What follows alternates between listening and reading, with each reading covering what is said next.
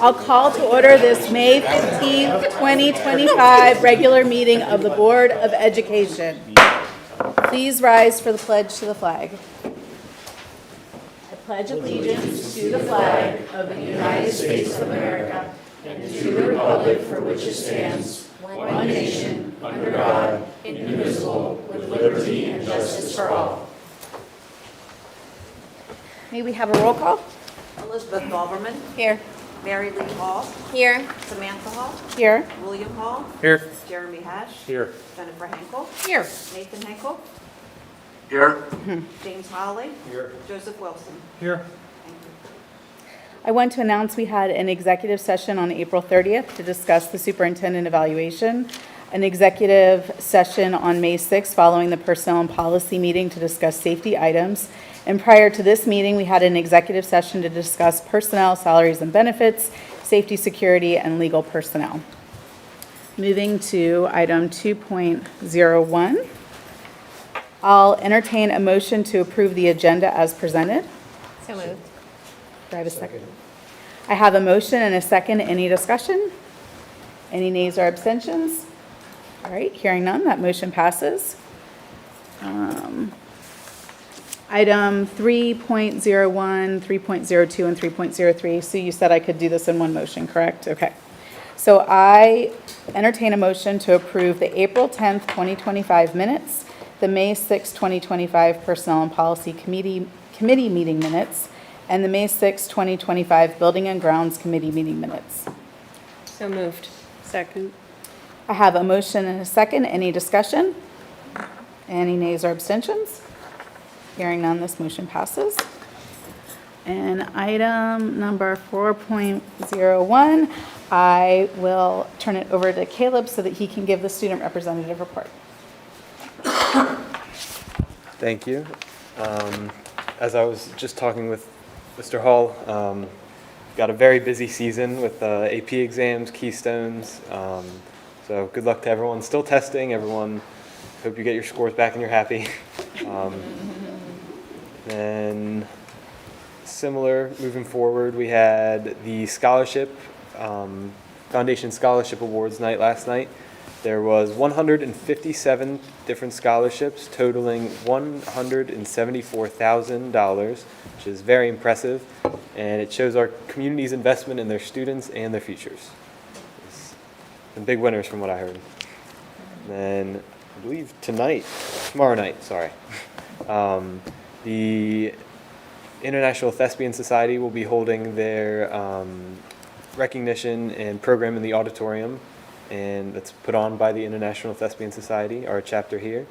Then for Memorial Day, school will be closed on the 26th, and the last day of school, the end of the marking period, and graduation will be on May 30th, and hopefully it does not rain again. So wishing for good weather and wishing our seniors best of luck.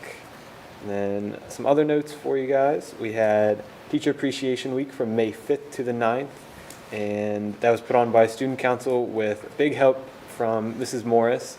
She was very, very nice and helpful for coordinating and planning with Student Council, and it was just a great week for appreciation for teachers and staff.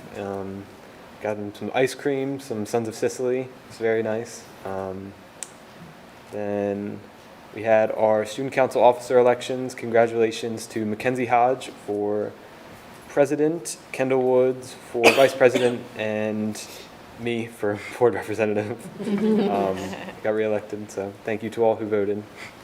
Then we have our spring sports coming to a close. And just a shout out to all the teams. I know there's still some going, but there's been some very good seasons, very sad ends to seasons, and some close games and matches. So, and happy spring, everyone. It's here. Pollen. Wreaking havoc. That's all I've got. Thank you. As this will be our last board meeting before the end of the school year, I wanted to just say thank you to Caleb for his service on the board. And I just wanted to offer just a brief commentary that I would say the 3 words that I would use to describe him: he's diligent, he's very good-natured, and he is very thoughtful with the reports that he puts together. And I know when I first met him to welcome him on the board, I was so impressed when Dr. Sterner introduced me because he knew everything I had to tell him. So I was like, well, you're already prepared. So thank you so much for this year, and we look course. forward to next year. Happy to be here. Thank you.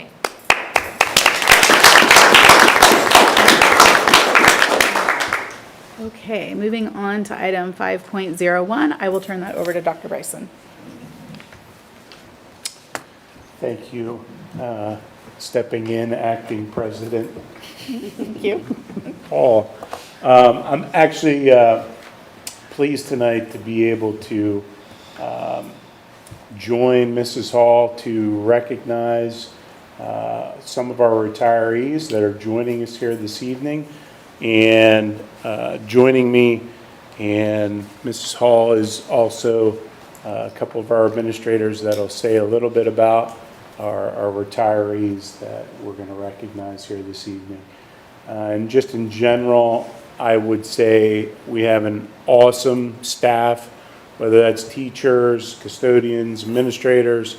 And so I think we all take great pride in recognizing the years of service and just all that they've done to contribute to making this a special environment where our students can grow and learn and move on into the community and be productive citizens. So if you'll join me. Mm-hmm.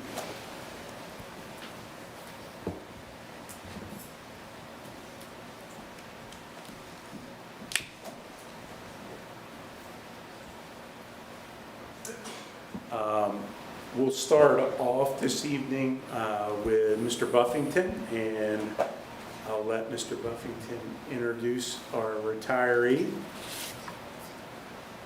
So it's been my pleasure to work with Earl Kaiser. He's been at our district for 15 years. He's a Susquehannock grad.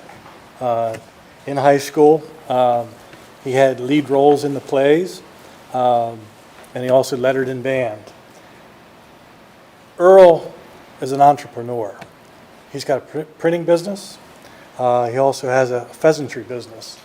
If you Google Kaiser Pheasantry, you will find a pretty cool article in the Lancaster Farming newspaper with Earl in there. So he's worked hard for us in the summers, carpet cleaning, and he was always the one in the high place. You know, if we needed something cleaned that was up pretty high, Earl was there.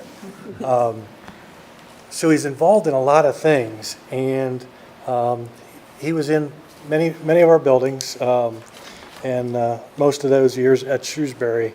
But one unique position he had when we had the Friendship Project, he was security at the Friendship Project. And I can guarantee you there was no worker on site without their security clearances. He made sure of it. You know, so it's my pleasure to work alongside Earl for all these years.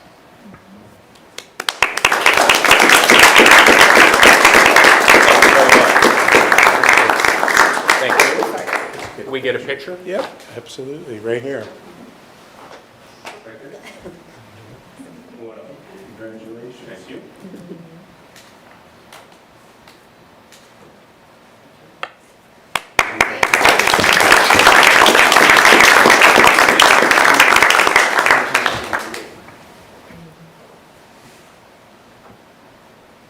Next, I'll ask Dr. Rogers to come up and he will recognize another retiree.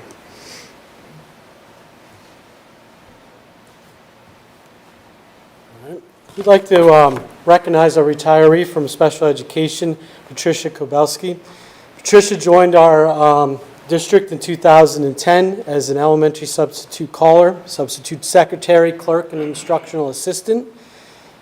Following year in August, she was appointed as elementary guidance clerk for administrative assistant for our elementary schools, so all three, so Friendship, Shrewsbury, and Southern Elementary School. That's where I got to know her a little bit and knew that I wanted her to kind of be on our staff and in special education.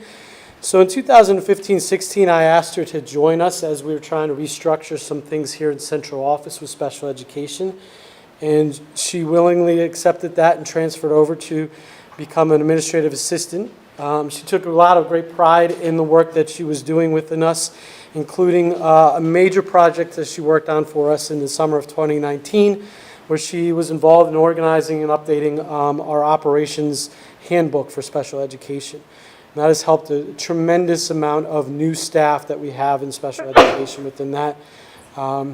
She was known for always well, she was kind of always cold here in the office. You could always find her wrapped up in a blanket with fingerless gloves right out of her keyboard in the middle of summertime times as well, too. While she was cold that way, she was always known for her warmth, her compassion, and her big heart. We really loved that she embodied our mission, and she loved knowing that her work helped others to change the lives of our students every single day. She got that working in our central office was still for the students, and she embodied that every single day with her warmth, compassion, and her big heart that was felt by all. She took a lot of great pride in one of our Susky grads, her daughter, Mia, and she can't be with us today because she promised Mia upon her retirement to celebrate Mia's accomplishment of being accepted into law school in her retirement, that they would go to Disney World together. So that's where they are right now, enjoying some nice, fun-filled adventures at Disney World. So Patricia, we thank you very much for your service to our district.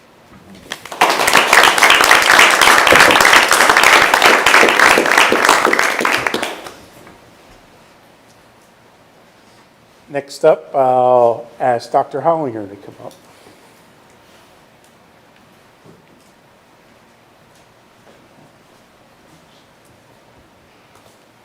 Good evening.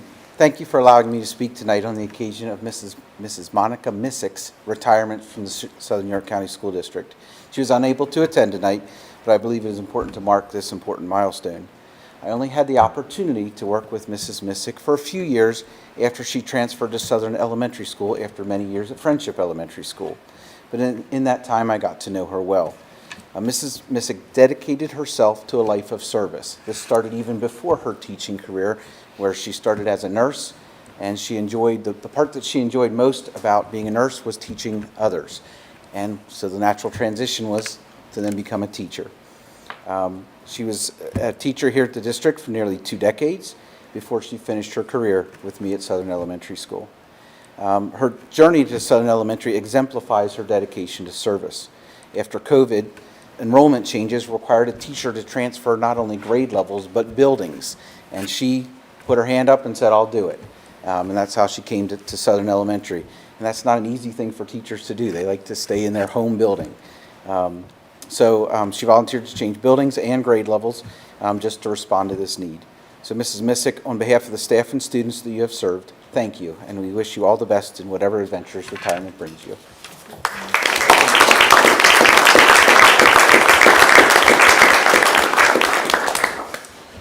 And last this evening, but certainly not least, I will have Dr. Sterner come on up for our last retiree.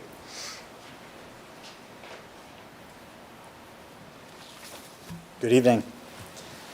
In 2003, Mr. Chris Poole first joined Susquehannock High School Marching Band by supporting the band front. He would continue through roles as assistant band director, and since 2007 has been the director of our bands. Over the years, he's mentored colleagues, wrote curriculum, and built up an award-winning competitive band program. If you're not familiar with the difference between a competitive and a non-competitive marching band, the non-competitive band directors go home at night. Great leaders inspire others to leadership, and Mr. Poole's coaching tree speaks for itself. At his final concert in the high school auditorium earlier this week, Mr. Poole shared with the crowd that one of the first people that welcomed him into the Southern York County fold was a young musician, Wes Harler. very warmly, citing Mr. Poole's impact in his interview. You'll see Wes's name later on this evening's agenda. Wes is one of many warriors that were inspired by Mr. Poole's example. Not all went into careers in music or careers in education, but all of them were touched by his passion for working hard, serving the community, and persevering. Perhaps the most impactful hallmark that I take from Mr. Poole is one that struck me when I first saw it. I thought it was odd that Mr. Poole would often get the band started and then would seem to drift off to the side. It seemed humble, but unusual for a band director to do this. But as I would get to know Chris and understand his style, I came to appreciate that Chris never wanted the spotlight to be on him. Rather, throughout his more than 2 decades of encouraging and supporting Warrior band members, he wanted the spotlight, the glory, and the pride to be in and on the students he was mentoring through music. This was never more true than when the Keystone Indoor Drill Association stopped by the high school this winter to announce his induction into their Hall of Fame. Chris, we wish you a retirement full of golf, time with family and friends, and lots of good music. And we also hope you get to see what an autumn evening looks like from anywhere other than a football field. Thank you for your dedication, your passion, and your friendship. Congratulations.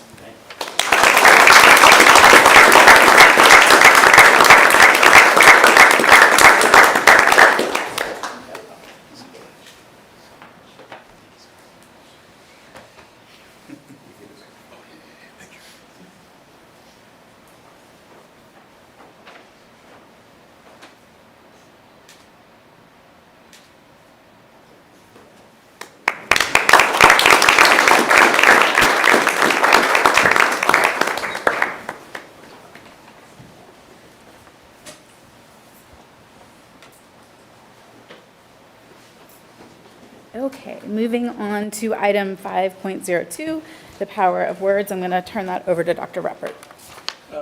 Thank you, Mrs. Hall. Just a quick note for Earl and Chris and Monica, Patricia not here. Thank you for your service and dedication to our district. I know you probably have many other things this evening, but if you want to stay for the entire board meeting, you may, but if you'd like to discuss yourselves, you may also do that. So I just want to kind of put that out there. Thank you. Thank you, Dr. Prepper.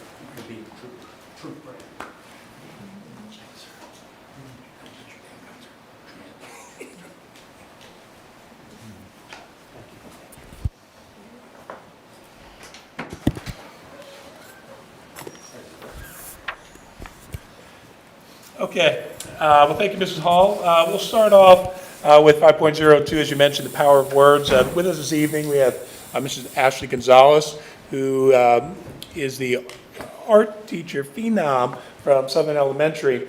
But there's a reason why she's here this evening. Back in March, she had the privilege to represent our district in Kentucky and presented and shared this presentation, Power of Words.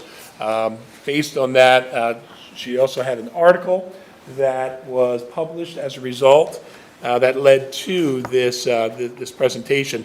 So after reviewing it, myself, Dr. Bryson, Mrs. Green, and a couple other members of our administrative team, we thought it would be a great opportunity to have her come here this evening and share the power of words in the presentation that she has done. So, Ashley, the floor is yours. Would you like me to hand that out for you?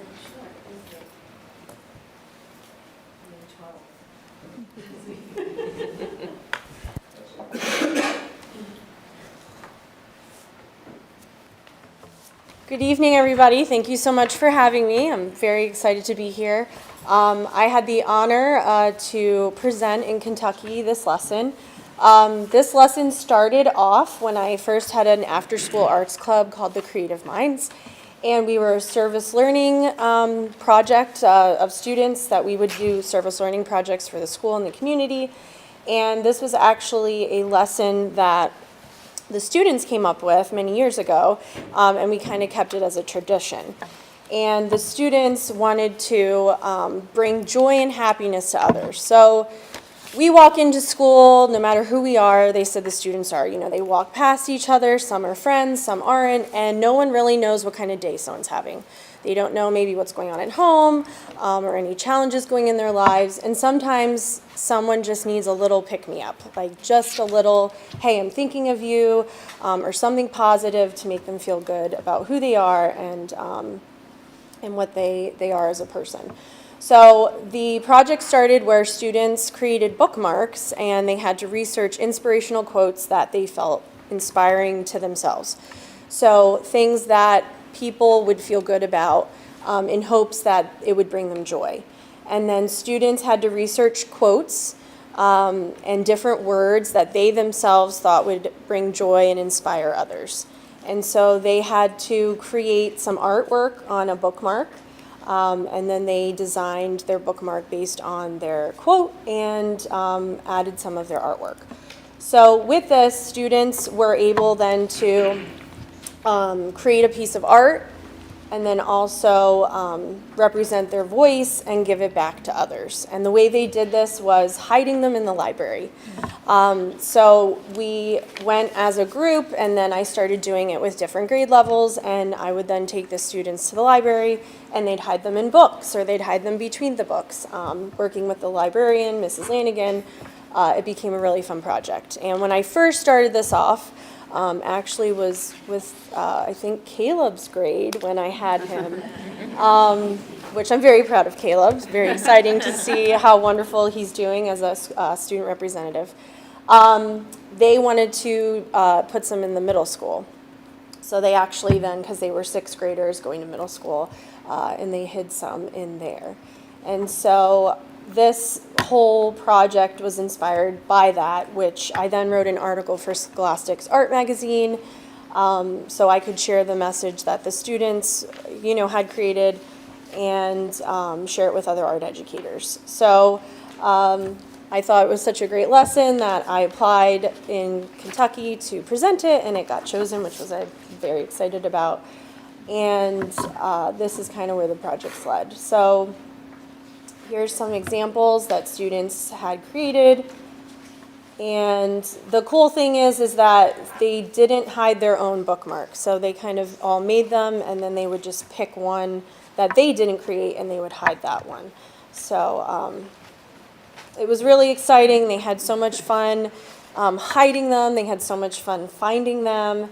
And so these are some of the bookmarks actually that we just did the past couple weeks.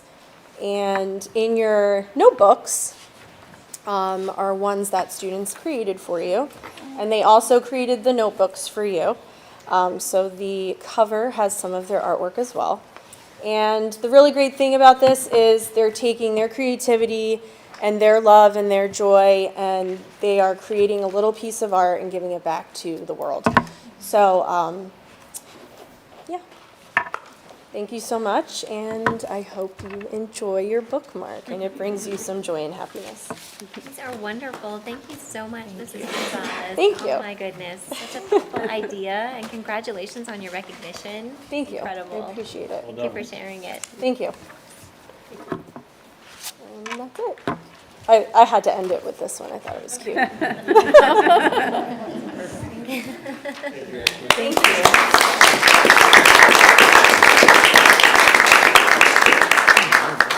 And if you've never been to Southern Elementary School's Art Cultural Fair, you really need to take the opportunity to get over there next year. It's unbelievable. I swear you must have at least half the parents as volunteers, or a couple really, really good ones, because there isn't an inch of wall space that's not covered by unbelievable artwork. So thank you, Ashley. As well as the ceilings, too. Yes. Well, I appreciate your support of our education, so thank you. All right, thank you again. Thank you.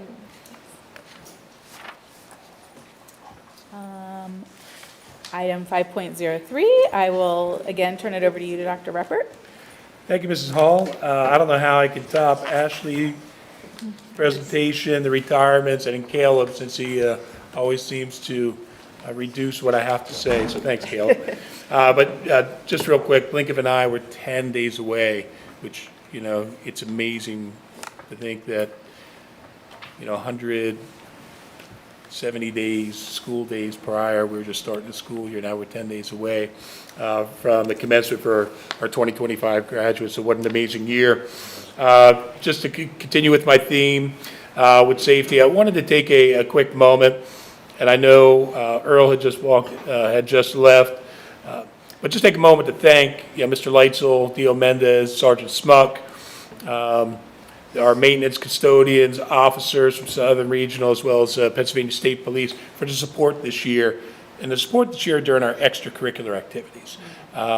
There is not an evening event that they're working behind the scenes, whether it is, whether you're at the stadium, inside, getting set up, getting chairs set up for, the musicals, or for the elementary concerts that are occurring.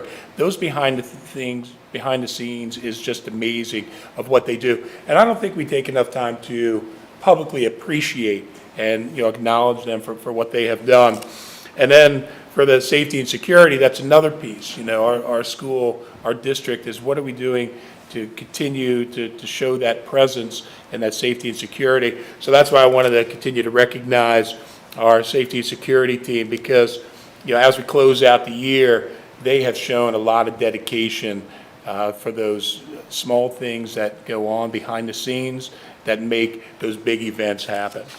Under supportive, and I wish I didn't kick Mr. Poole out too early, but congratulations goes out to Southern New York County School District, because our district was nominated first time for the National Association of Music Merchants 2025 Best Communities for Music Education Award. We're pleased to announce that our district was recognized this week, and we have such an amazing music program, directors and student musicians, and proud of earning this award for the first time for our school district. Under collaborative culture, in an effort to seek continued feedback about our schools, the district sent out communication regarding participation in our spring Pennsylvania Department of Education PDE's climate survey that has been issued to our staff, parents, and students. As Dr. Hughes and I had shared during our March committee meeting, education committee meeting, we're hoping to increase our parent survey. So parents, please take a moment to complete the brief survey and let us know how we're doing as a district. As for student participation, parents will need your support, as students need to complete the opt-in in order to participate in the survey. So please return that back to your school, student schools, so that we can start that survey at the building starting next week. But I wanted to thank everyone in advance for your time or participation in the climate survey, because we do utilize that survey, those survey results, to address concerns and make improvements with their school. Just a couple reminders, this Saturday is Jazz Festival at Shrewsbury Elementary. Please come out, support the house band, which is Southern Middle School, but Susquehannock's jazz band. We have, I believe, 2 other jazz bands from other schools that'll be represented, and then the Melting Pot, which is a national, international, I won't say international, I can't say, but they will bring the roof down because they are phenomenal. Elementary band, our elementary school board recognition is Monday, May 19th, 7 p.m., high school auditorium. Middle school spring band concert is next Wednesday, the 21st. We do have commencement, which is on the 30th for our 2025 graduates.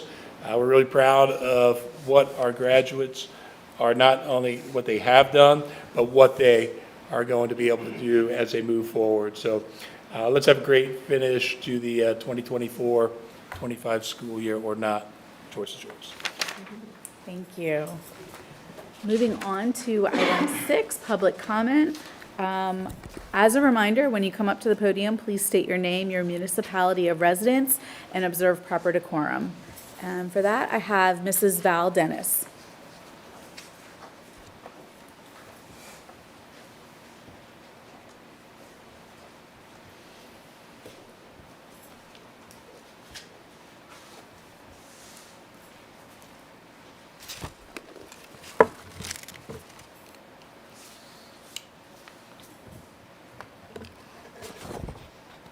Good evening, and thank you for the opportunity to speak. My name is Val Dennis, and I live in Shrewsbury Township. I'm in the midst of proctoring 2 weeks of AP exams, so I can empathize with the students' hard work.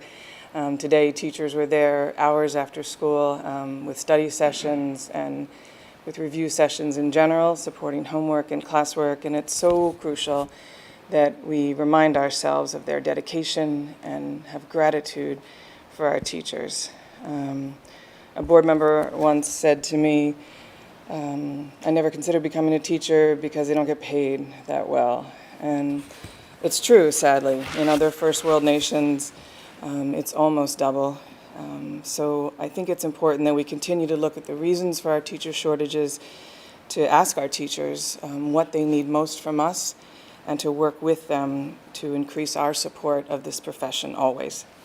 Tonight I will speak to items on the agenda, from the hard work of custodians to the creativity that we just saw of an art teacher. As a librarian, I especially love that project, to mechanics, because all create in-person public schools and the next generation of healthy adults. And as adults, we all have unconscious bias or implicit bias. This refers to the automatic and unintentional attitudes or stereotypes that affect our understanding and decisions. These biases are ingrained and stem from past experiences and cultural context. And that's a whole lot of words that simply mean that sometimes we think things about others that just aren't true.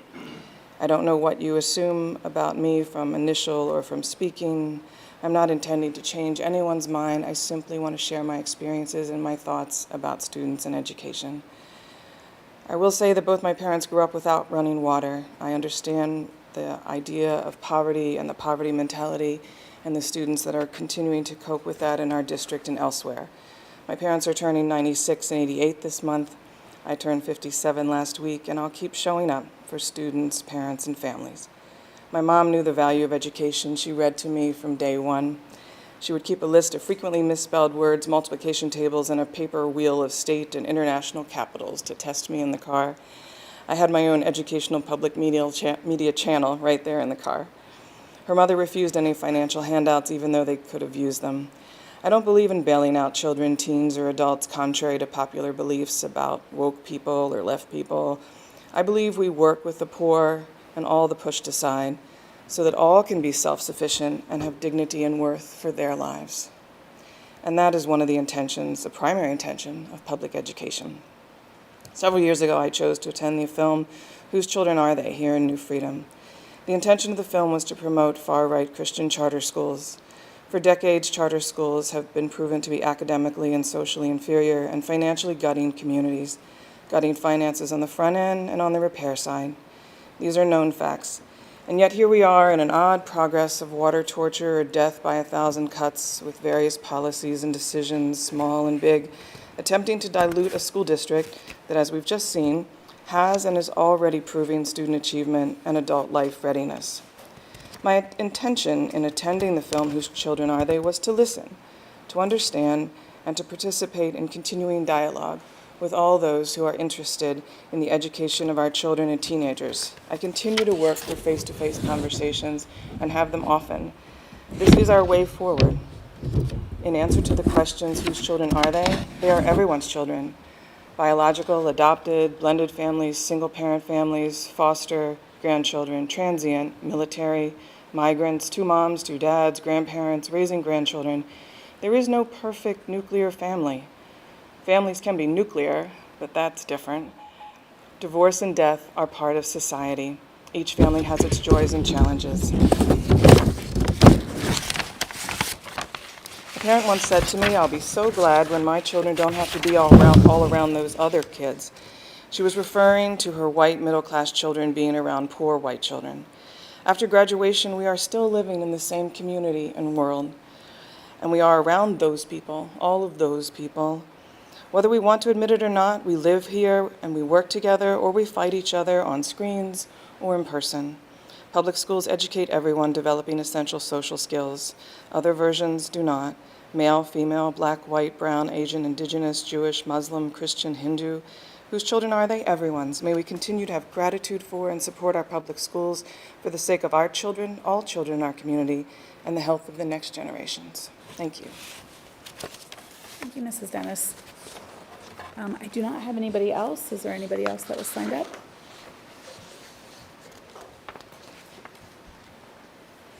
Okay. Item 6.02, any discussion on anything? Okay. Moving on to item 7, the consent agenda. I'll entertain a motion to approve the agenda as presented. Second. I have a motion and a second. Any discussion? Yeah, could I actually lift out an item? I don't know if I do that here or after this. I want 7.20 out of the consent agenda. Okay. Mr. Litz, how would I do that? If Mr. Wilson and the second are okay with that? I'm okay with that. Okay. Or in the second as well? Sure. Okay, then the motion would be for everything other than 7.20. Do you want me to do that? No, no, Okay. it's done. Okay, gotcha. Now we just vote, So I just continue with it? Okay, all right. So I have a motion and a second. Any discussion? We had that, right? Okay, any nays or abstentions? Hearing none, that motion passes. Okay, Okay, and then the discussion? now we are at 7.20. you want a motion before we start that conversation? All right, I will entertain a motion to discuss, to approve item 7 point, what was it, 20? 20. Second. Okay, so I have a motion and a second. Any discussion? I just wanted to probably ask Dr. Reppert to highlight what exactly this is. We had it last May, I believe, and so I just wanted to have conversation about specifically what this was, what it's not, and everything entailed, because it's sneaky, but in my opinion, fine. And I just wanted to make sure that everybody else knew what this was too. Thank you, Ms. Henkel. Yes, the Emergent Tree, which is a program that we use for our Tier 2 and Tier 3 students, primarily in special education, as a way for us to monitor, but also identify, first we identify behaviors, through their IEPs, what their focus is on. And through the Emergent Tree, this is a way for our teachers then to track whatever those challenging behaviors are, and then they're able to then utilize that data when we have progress monitoring. So each quarter, each of our students that have behavioral goals within their IEP have to have progress monitoring done. So quarterly then, this would then provide those reports for our teachers that are entering in this information for the students based on, are they, let's say, being on task. Let's just use that as a simple. Were they on task on, during those 45 days? They'll be able to identify during certain periods what percentage of time the students were on task. So then, when the teachers are then reporting that data back to the parents, they're able to see, are those students making specific growth regarding to those specific behaviors that are within their behavior plans. Dr. Rogers is here with us this evening. We had spoke at length regarding this, but that is the only part of the Emergent Tree that we are using. The Emergent Tree does have other resources that are available through their umbrella of resources, but this is specifically the one that we're using for our students with IEPs, Tier 2, Tier 3, and allows our teachers a quicker way to, record and collect data for those specific behaviors and then report on those on a quarterly basis to the parents, so we can determine, does that goal continue? Does it need to be modified? Or does the student, complete and fulfill the requirements of that goal, and they can have that removed? Thank you so much, Dr. Reppert. And I just wanted to clarify, when I said sneaky, I wasn't meaning that there was anything nefarious by any chance. No, It just, no, when I no. read it, I didn't understand what it meant. Right. And so it really is just data. It's not, nothing more than being able to cross-reference what the goals were at the beginning of the year, what they are now, if we're on point, all that kind of stuff. So, yeah, thank you. If I can, real quick, Yeah, Mr. and maybe you can answer, Dr. Did we, with this agreement, did we sufficiently utilize this last year and get our bang for our buck out of it? Absolutely. yeah. Okay. We're using it, as Dr. Repper had said, for our special education students, especially those students who have a positive behavior support plan. So we're using this for the majority of our buildings. I'm not using it for all of them, but we're also utilizing it for our regular education students as well too. So especially in the elementary buildings, we have certain students that we are tracking to see whether or not we need to qualify them for special education. We're providing behavioral interventions for them as well too. So it's behavior tracking software that we're utilizing that will help us understand trends, whether the student is making progress or not making progress towards their goals. It also helps us because it's like a 5-point data for each item that we're looking at. So Dr. Repper gave the example of on task. But not only that, but like we'll break it down to how often we have to prompt the student as well too. So in that 5-point data point, we would have 5 being that the student was independent during an instructional time where they had to complete the task on their own.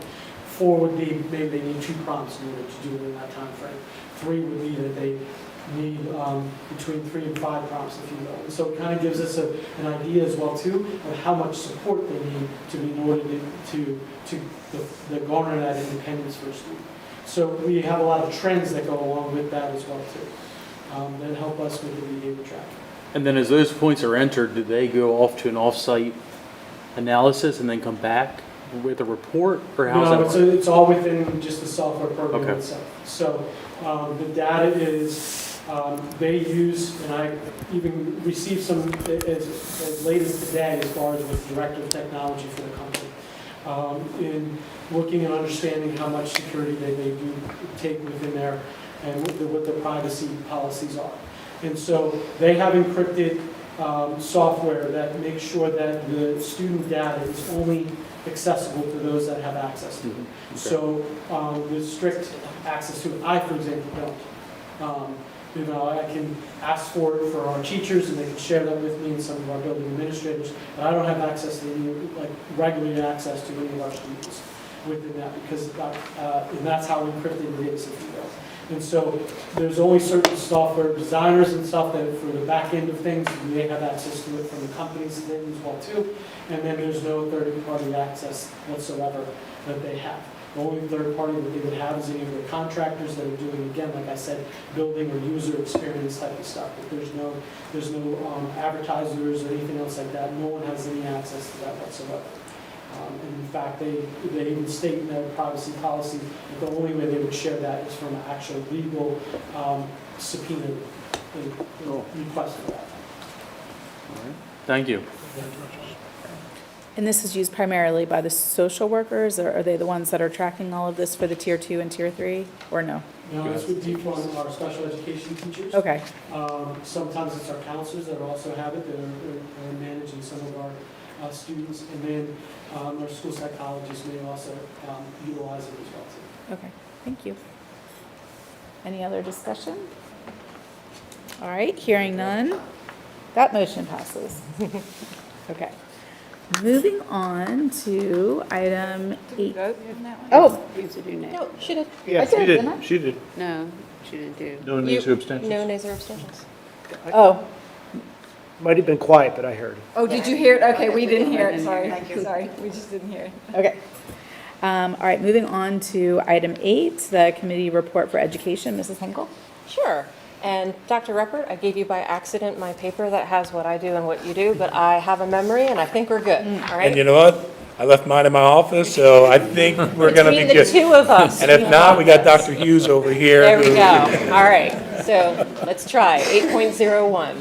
Quick data for high reliability schools. I know that's not me. Dr. Reppert to Dr. Hughes. That's me. So thank you, Ms. Henkel. For the school board directors, you have with you 1.8.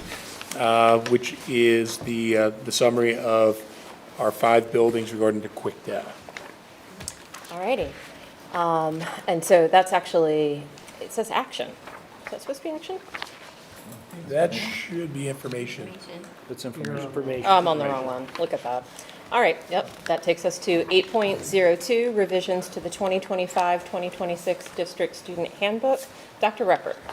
Thank you, Mr. Henkel. So last month, we presented the student handbook, and we received some feedback from the board regarding some recommendations for changes. So I just wanted to highlight some of those changes for the board based on those specific things. One item that we did have a discussion regarding the remote learning days. We had virtual learning days that was initially indicated in the student handbook. That has been changed to remote learning days. So just wanted to make sure that the board was aware we did take that item into consideration, but we did need to make that change specifically because of the Chromebooks from K through 4. We also made a modification based on, I believe it was Mrs. Hall. We spoke last week, or sorry, last month, changing sports to athletics when we're looking at extracurricular activities, so that now will be identified and more recognizable in the table of contents. And also added athletics to the extracurricular contract so that, as I mentioned, now it's more recognizable and easier to identify. We did have a discussion regarding tardiness, which was on page 90, so I'm just kind of going to read this verbatim. So the change that we had made in the handbook specifically now will state students who come to school in a private vehicle may have one excused tardy per school year, provided the notice submitted by the parent, guardian indicating the reason beyond the driver's or student's control. The final decision will be made by the building principal or designee. The reason why we wanted to put this in there is there are some extenuating circumstances that may happen, mechanical, flat tire, or whatever it may be. So this would provide students with one opportunity. If that does happen, an excuse note would come in and it would be excused. Now, if it's something that would occur, a continued, second, third, fourth time, then it would not be an excused absence. But it does take into consideration that sometimes those situations do happen, so we did make that modification, and based on discussion with the school board at last month, to change that within the handbooks. Which is great. Thank you.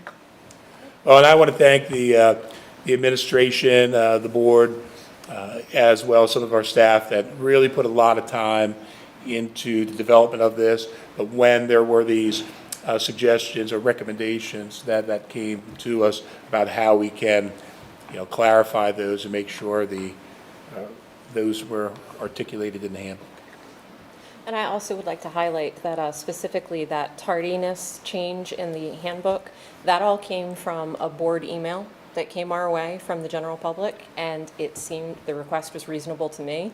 I looked over at the handbook and I thought, you know what? Yeah, no, it does seem reasonable that we should have, a grace extended to one thing that could happen, and obviously not a pattern of behavior will be something that, we'll excuse, but one absolutely seemed like it was reasonable to me. So that, again, to just show the cooperation between, when I get emails, I respond, I try to contend with them, I try to think of what I can do. Sometimes it's obviously way above my payroll, which is nothing.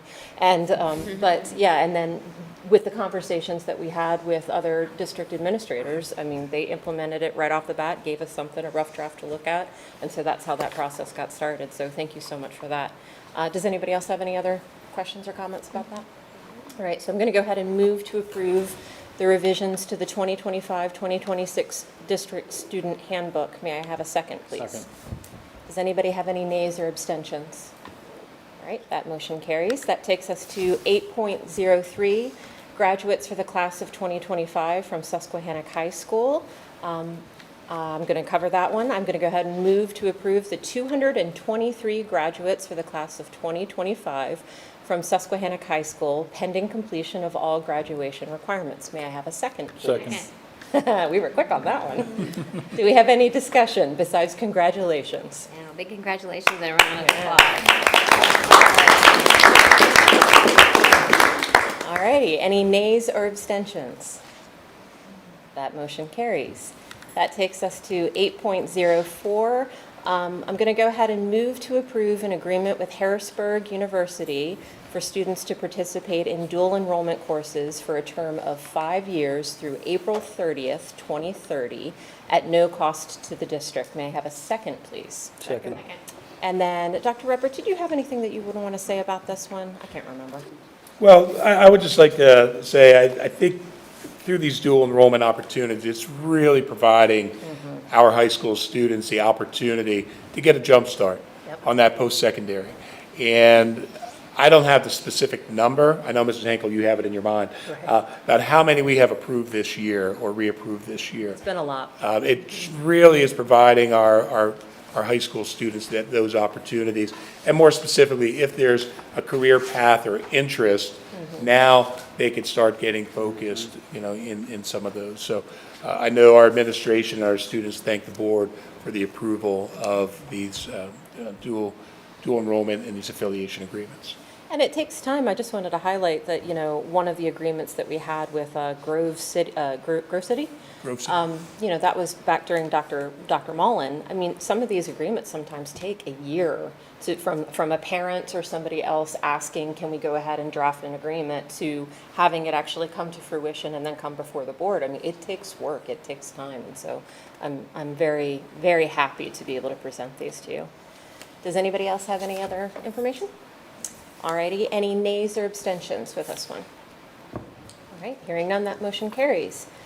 That brings us to 8.05.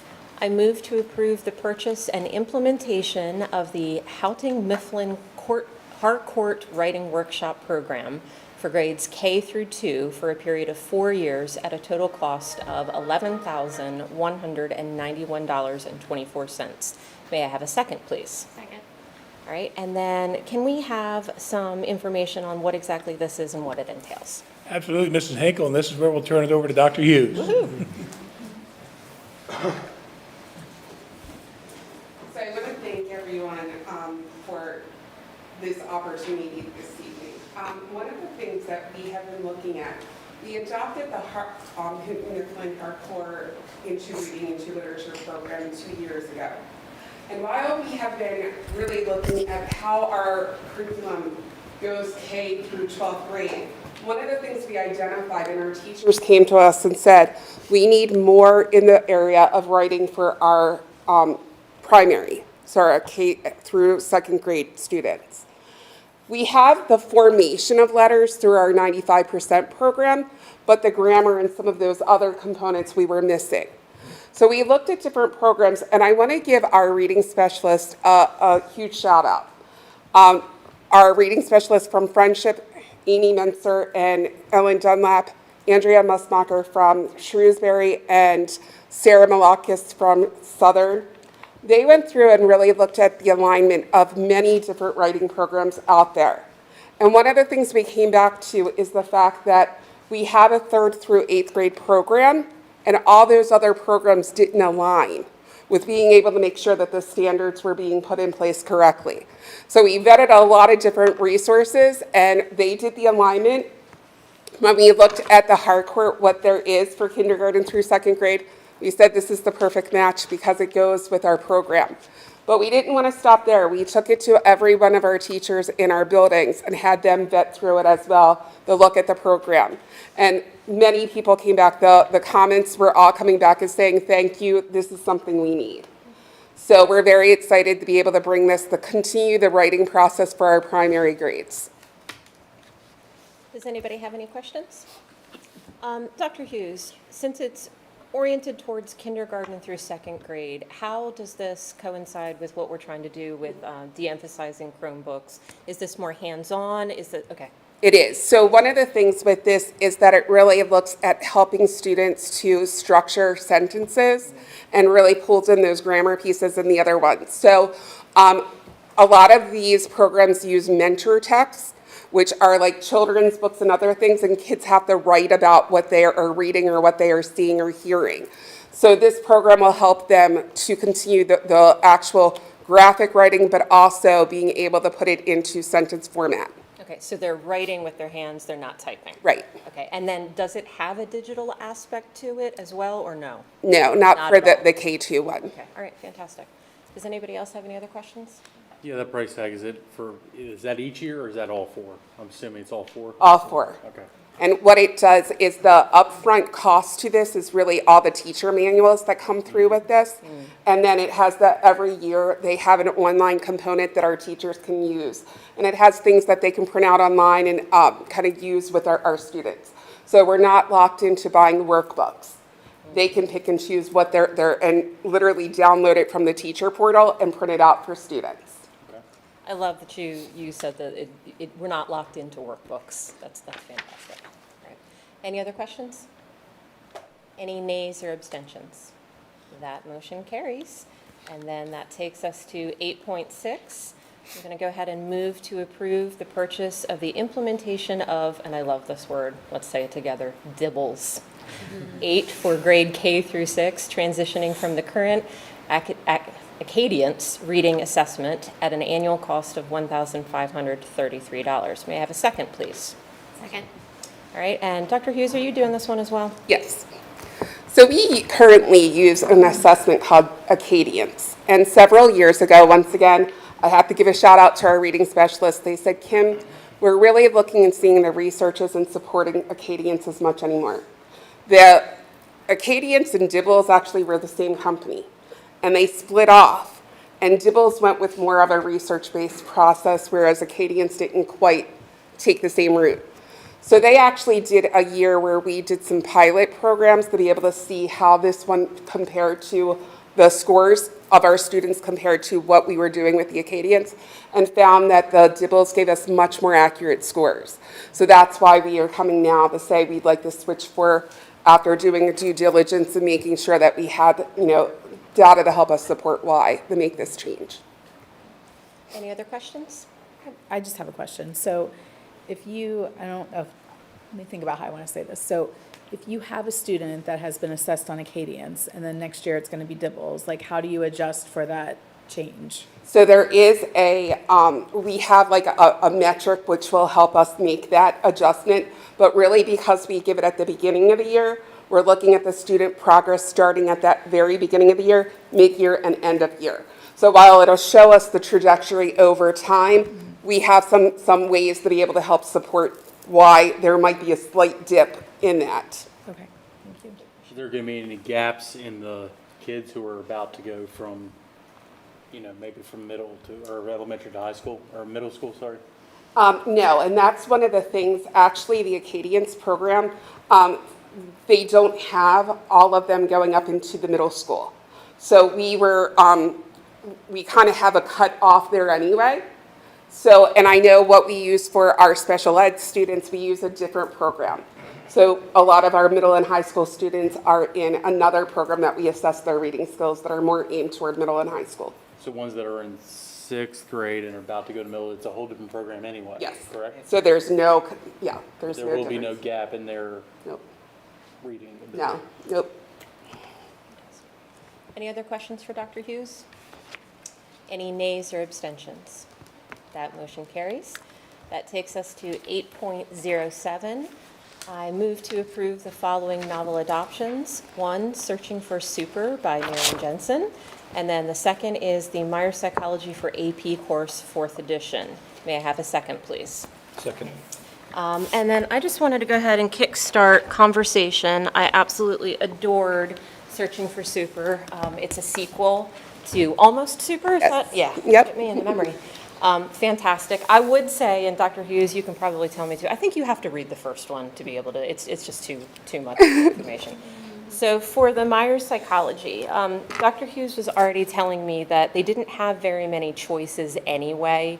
The AP course dictates what the text, what the College Board dictates what the AP test is going to be. And so it really does have to be a straightforward textbook that's just going to cover all the things that are going to be tested. And so we didn't really have, do we have 3 we were looking at, 2 we were looking at? We had 3, but once again, one of them was kind of like a cheat sheet for AP Psych. So not a true textbook at all. Right. And so by the nature of this being an AP course anyway, I mean, we don't have this in writing, but that, to my my judgment is an opt-in. If you don't want the class, don't take it. You're opting in if you take the class.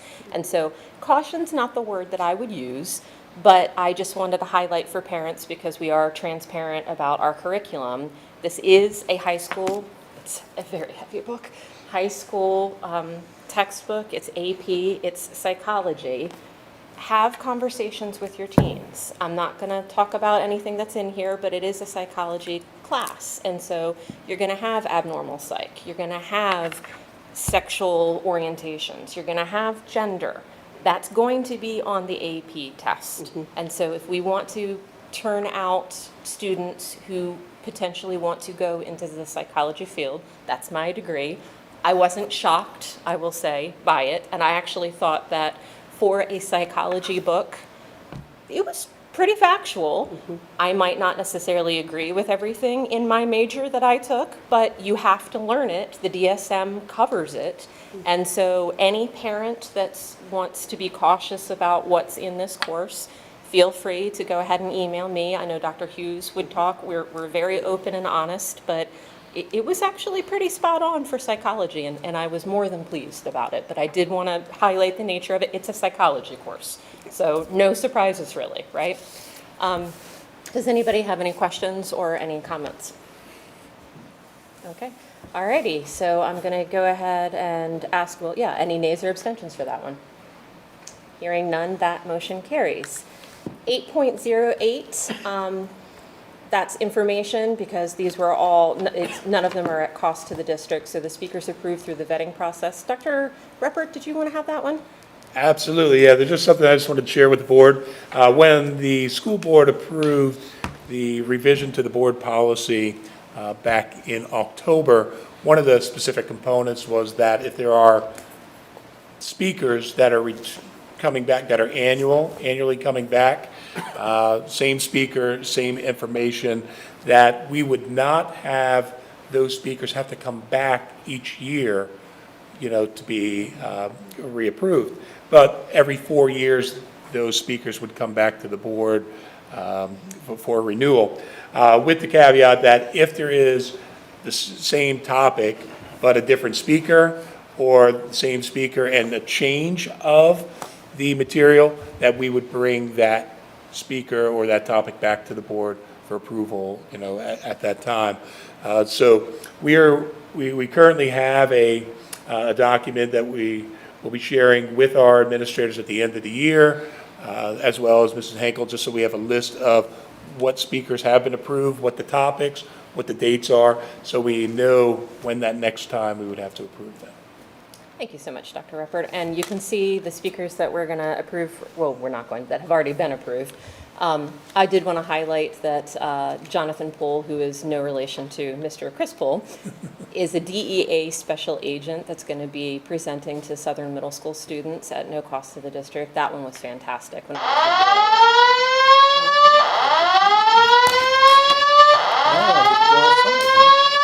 show our fire drill. Attention.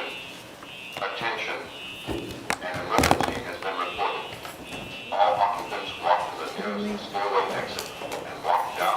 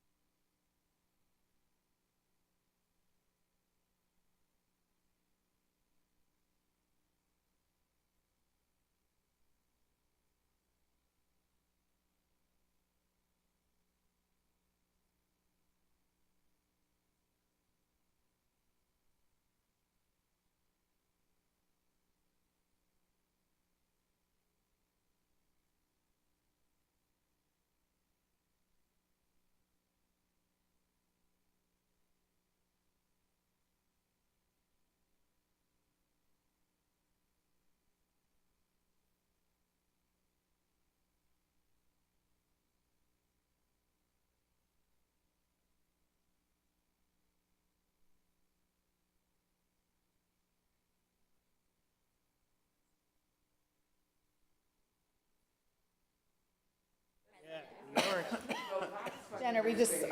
Can we go to like 809? Is that where we pick up? Yeah, because I didn't have anything more for Well, I had a comment. Oh, sure. I had a comment. Are we back? Are we back on? It was just the one that we were on. It was Okay, that 8.08. 809. You were commenting about one of the. I don't think they're filmed. They're on now. They're good. Are they on? Okay. You were talking about the, How about the speakers? Speakers. about the DEA agent. Oh, yeah, my Speaking of comment was, diversity. it's super cool. And I also wanted to add that I love that Caroline Dunn is coming back, Uh-huh. and she's giving some time to the district. Yeah, that Because is she awesome. graduated last year, and we miss her, although we really do love Caroline. Yeah, for and the all this. EMT students. That's right. Alrighty, does anybody else have anything about 8.8? Any other fire drills? All right. Other business. Other business. All right. 8.09, curriculum maps. Dr. Hughes. So I'm very excited. We're showing you one of our art maps tonight. And one of the things, Ashley Gonzalez had her presentation earlier this evening, and I just want to reference back to, we had the Art and Technology Fair just a few weeks ago. One of the things as a curriculum director that was the neatest for me to see is the final product of what happens with these maps. And it was absolutely incredible. I could see from the different products that the students completed which maps and which instruction, but our teachers have done such a phenomenal job with really creating all of these things and then the products that our students are putting forth. So it's very exciting for me to see when you see the final product. So tonight we're going to be improving career seminar, drawing 1, elementary band, grades 4 and 5, elementary string orchestra, grades 4 and 5, engineering 8, English language arts 5, English language arts 6, English language arts 7, English language arts 8, health grade 8, painting 1, personal finance and sports 2, physical education grade 7, physical education grades 8, and weight training and conditioning 1. Once again, I want to just thank the teachers. We've done it over 70 maps this year. And the hard work that all of our teachers have put into this and all of our content facilitators that have helped with this whole process. I just want to give a shout out to all of our teachers and the hard work that has been really, the fruition is on our website for everyone to see. So. Alrighty.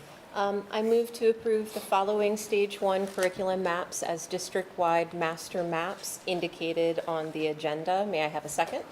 Second. Does anybody have any questions for Dr. Hughes? Thank you again so much, Dr. Hughes. Really appreciate you. All right. Any nays or abstentions? That motion carries. That takes us up to 8.10, update on the Artificial Intelligence Committee. Dr. Reppert. Thank you, Mrs. Henkel. Just for the school board and the public, when we had our Personnel Policy Committee meeting, we did discuss more in depth about the policy 8.15.1, the use of generative artificial intelligence in education. Just to kind of review some of the key points with that, the committee that was developed to review and develop and propose the policy not only included 3 of our board members, we had district administrators, as well as our teachers, that are the ones that would be implementing, the AI policy, specifically in the classroom regarding the responsible use of it. Some of the key points that Mrs. Hall had reviewed during the personnel policy meeting specific to that is that we're providing the AI literacy tools for our students and staff so they understand specifically, what are the pros and the cons, but specifically how to utilize it. Evaluating, I think that's the most important part where, when we're looking at these tools, these resources, evaluating them, not only with our staff, but with our technology department to determine the use of it. But the prohibiting, the AI and use of employee hiring and evaluation. But more importantly, I know this was a question, a concern that came up from the board and may come up with the parent about the academic integrity.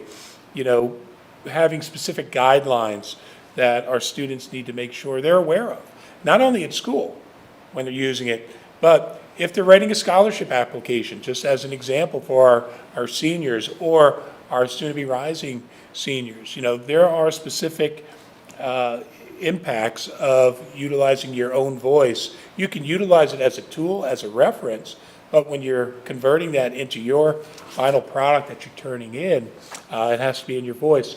But more specifically, you know, going back to policy 815, which is our responsible use, which covers all technology, it really gives us the opportunity to ensure that anyone who's utilizing our school system, and what they're producing, whether it is on the school Chromebook or they're using their own personal device, completing an assignment, there's still that responsible use, more importantly, with the academic integrity. So that is a component that we want to make sure that our students understand, as well as our staff understand, that, you know, we need to be responsible with how we utilize not only AI, which is the current topic, but there will be future technology and future advances in technology that we need to continue to educate our students, our future learners, how to use that appropriately, how to use it responsibly moving forward. Does anybody have any questions for Dr. Ruppert? I do have a couple of questions, and thank you for your explanation. It is in reference to elementary students, and when the cutoff would be that, you know, they're learning the basics, and so I would have concerns as a parent that that would be too much temptation for them and they wouldn't be able to learn. So I understand that this is used by staff, you know, as a way to develop different lesson plans to different types of learners. But wouldn't that be prohibitive for all of our elementary age students, that they wouldn't be introduced to this at all until maybe high school when they're ready to use it, if even that would be a possibility? So, Well, I think and Dr. Hughes was really supported and chaired that committee. She may have a response or two with that. But I think the critical piece is that there's an awareness at a young age, because students probably are already using it. Like Joe last night, you know, being at the concert last evening and standing in the back, the number of students, because it started off elementary and then we went to the middle school orchestra, the number of students that were sitting there on their devices, you know, during that. Now, they could have been looking at the QR code if they got reception, right, Joe? But it really is, how are we teaching? We don't, as educators, we don't know what's being taught in the home. But more importantly, we know that the more we can provide our students with an understanding of what they're doing or how they're utilizing it, then we hope that they make good choices when they're outside of school. But kids, we know our students are getting these devices earlier and earlier. You know, I could say, go back a few years, very few, maybe elementary students had devices. Now it seems like everybody has a device. Because we gave it to them. What's that? Because we gave it to them. Right. But when it comes to the use of and using AI, it's a matter of educating. And I think that's the most critical piece, is educating the pros, you know, what's good about it, but then also what could be the potential consequences of it. Dr. Hughes, is there anything else you can share with that? So I think one of the things that we've identified is it goes back to the education. So there are a lot of programs right now, code.org is one of them, that's looking for kindergarten, that they're learning about AI, but not actually putting their hands on a computer. They learn about some of the dangers of the internet. They learn about, so you're building an understanding and a capacity starting in kindergarten, but they may not actually have anything put into their hands until much later. The other piece that we're being very careful with AI is that many of the programs out there have a a student age of 12 or up for them to actually access what the AI app would be. So we're looking at all of those pieces, making sure that we're identifying what can and what can't be used by our students. But we also have to understand that generative AI is something like a ChatGPT, which is not meant for our students under 12. There are other things that are AI that are more where you give the student and it has 4 pictures and they have to click on something that has a shape to it. That's considered AI. So it's really understanding the difference between artificial intelligence and then also the generative AI, which is the one where you're putting the information in and it's designing it for you. So I think those are the pieces that we are looking at right now, is making sure that we're training our students starting in kindergarten about not just AI, but the dangers of the internet. Because what we don't want is for someone to hand a student a phone and not know, like, why don't you talk to people, that some of these sites go right out and you can interact with other people. So we want to make sure that we're training our students starting at a young age about the dangers of that and why you have to be very careful. And we also want to make sure that we're really looking at students being creative in their responses. So limiting a lot of the pieces that would go with the artificial intelligence. I know one of the things that we're looking at from our librarians are right now looking at how do we do some of these pieces with hands-on components. Like how do you do coding and those types of things by actually looking at coding blocks that never go on the computer. So it's teaching them the practices and the general information without actually putting them online. So there's a lot of pieces that we're looking at right now to make sure that we're getting students ready for their future, but being age appropriate as we move forward with that. Okay, so the Chromebooks then essentially would be preloaded with what can be accessed and what can't be accessed, and it would just be cut off for that specific age group, 12 and under? And what we do, like right now, we have on our, a list of places that students can go from their library page that take them to those areas. So we have a lot of, and it's really under a teacher control of not just handing the student a computer, but really helping them say, this is the website we're going to, this is what we're looking at. Okay. Is there a lot of elementary teacher representation among the AI committee that discuss what they want and what they wouldn't want as far as AI when it comes to not just their lesson plans and safety lessons for the children when they use technology, whether it be on their personal cell phone at home or whether it be at school? Do they have a big voice in the AI committee to be able to speak to these things? So we're at, the first piece that we started with was the actual AI policy, and that started with the PSBA and the committee looking at that. We're in a second phase right now, which will be teacher and student professional development. And part of that will have that committee will continue to build what teachers need to know, what students need to know, and then they will be the ones that will be helping to vet the different programs that are out there.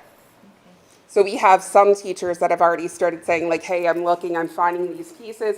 And then we have other teachers that are still kind of like, hey, this is a brand new world. I need a lot more information before I start delving into this. Sure, because it seems dangerously tempting for someone to be able to fake what they're learning, and then when we have graduates turned out and they go in the work world and they really don't know because the technology has been doing the work for them, that's a concern. Well, and part of that is making sure, like part of that professional development is what is the purpose behind the AI?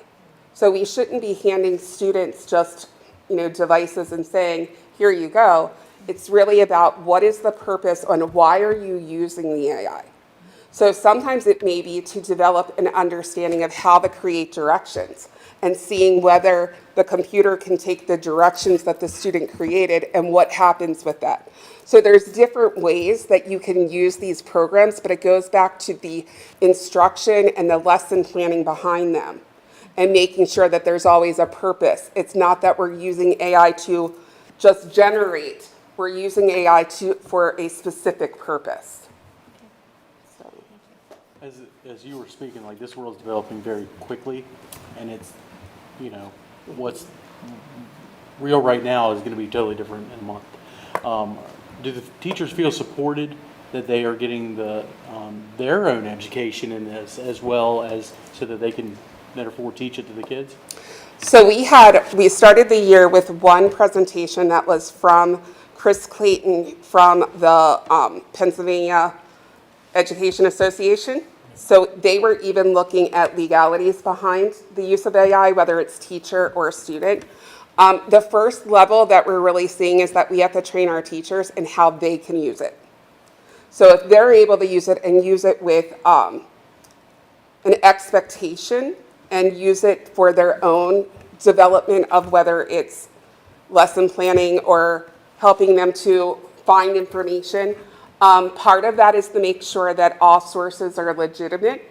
So we're having people starting to delve into those areas. But I think the first area is for people to be able to start the process of really we're looking at professional development right now that will take, our committee has vetted about 4 different courses right now, and I did one that was through the Pennsylvania Department of Education. The courses are actually filling up so quickly. There was another course from the department that we couldn't get into. None of us from the committee were able to get into. So we're on a wait list right now for that. But it goes to show how quickly this is moving and how we're trying to get as much information. I know that people on the committee have been trying different courses that are out there. There's people that have been taking college courses. So people are jumping very quickly to try to get this group to be able to help other people as we're moving forward. Because if there's a way that we as a board could support, keeping ahead of it, Yep. I would like to do that instead of being behind the 8 ball on that. And I think that would come back just as we find more presenters and things to be able to help with those training opportunities for people. Okay, thank you. I would say that one of the things, Mr. Wilson, Mr. Henkel, and myself are all the board members that are on the committee. Speaking for myself, Mr. Wilson, you can say what your side of it is. I would say that I enter into this committee with a great deal of suspicion and skepticism and caution. I think we all are. It's new. And the idea is that I've continued to emphasize, and I know I've heard it from others as well, is that we definitely need to have a critical thinking component that coincides with this. It's not just the internet now.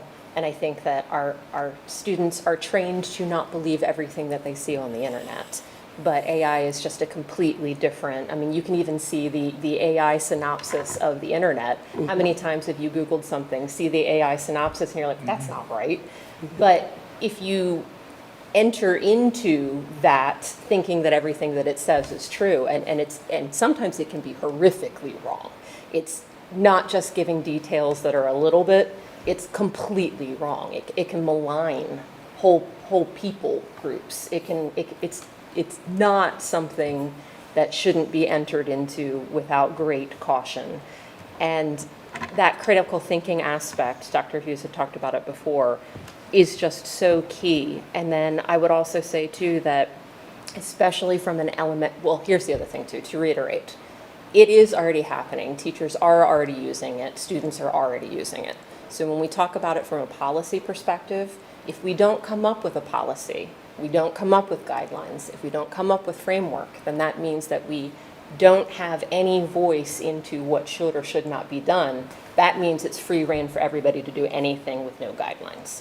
So there's that aspect of it too. The caution is, okay, well, we've got to have something, because by having nothing, that means it's just going to continue to go without anything.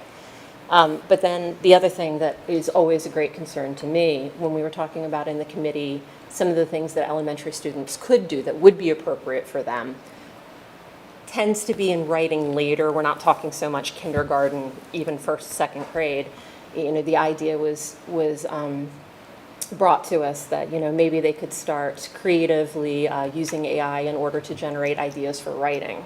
And I will say that for my part, I am so unbelievably against that. I do not, as a writing teacher myself, and I think this goes even through high school, the number one problem you have trying to get students to write is what to write on.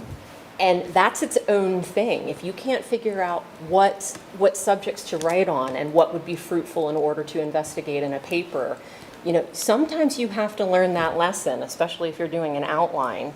Picking the wrong topic, thinking you have enough information in order to do all the things that you need to do, and then realizing, I don't, it's not a paper. And that lesson, to have a computer tell you what to write on, outsourcing creativity and human ingenuity, caution. I do want to reiterate that, because that was one of my biggest concerns with this is, what does who does the thinking with the learning? I think that's the mindset we have to actually have about this. If the computer's doing the thinking about what I should do on my science fair project, or write this paper about, the student isn't learning. And I think that's got to be our guiding principle in this. The other thing, oh gosh, I'm going to show my age. The other scenario that we definitely want to make sure we avoid is, okay, students using AI to finish work that the teacher created with AI. It's like a snake eating its own tail.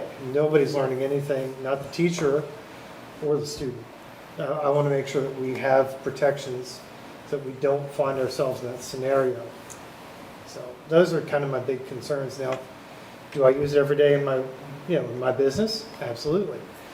But you have to have the baseline, again, critical thought process to, a lot of developers right now are using AI to create all this stuff. And you spend actually more time debugging the thing that the AI created than if you actually just did it yourself. So, but again, 6 months from now, it'll be an entirely different ballgame. So I just have a question on, so one of the things that I think Mrs. Hall asked was, in the elementary grades, could we turn off that functionality? So I guess I'm just confused, like, what are we using? If we can turn it off and we don't have it, like, how do we quantify that? I think you need to be careful with the idea of like turning off, turning on, because even some of the software packages that are utilized, let's say in the area of mathematics, have an AI component that helps generate word, let's say, problem sets for students. So as I answer this problem, let's say correctly, it moves me on, but if I answer it in a way that's incorrect, it'll identify what I did wrong and provide a problem set that addresses that area. So you're unintentionally saying you turn it on and turn it off, but what the area we're moving into right now is it's integrated in some, even an example would be Google. If you get on Google and you search something now, your first response is the AI generated response based on everything it found. So it's not necessarily something that if we just turn it off, we're okay. It's more a matter of, just like you're saying, critical thinking. As we move into this, we need to be critically thinking. In the scenario of even moving into this, we have to be critically thinking, because it's not a yes or no, it's a how do we. How do we? And it's interesting because as I sat here, I hate to do this to you, Caleb, but I'm like, Caleb, how comfortable are you jumping in on this topic and speaking from your scenario, both in school and out of school? I mean, I think that AI is definitely a strong tool, but can be utilized in ways that aren't really helpful to learning, like all of you have been saying. I obviously don't use AI to do my schoolwork, but Not on record, anyway.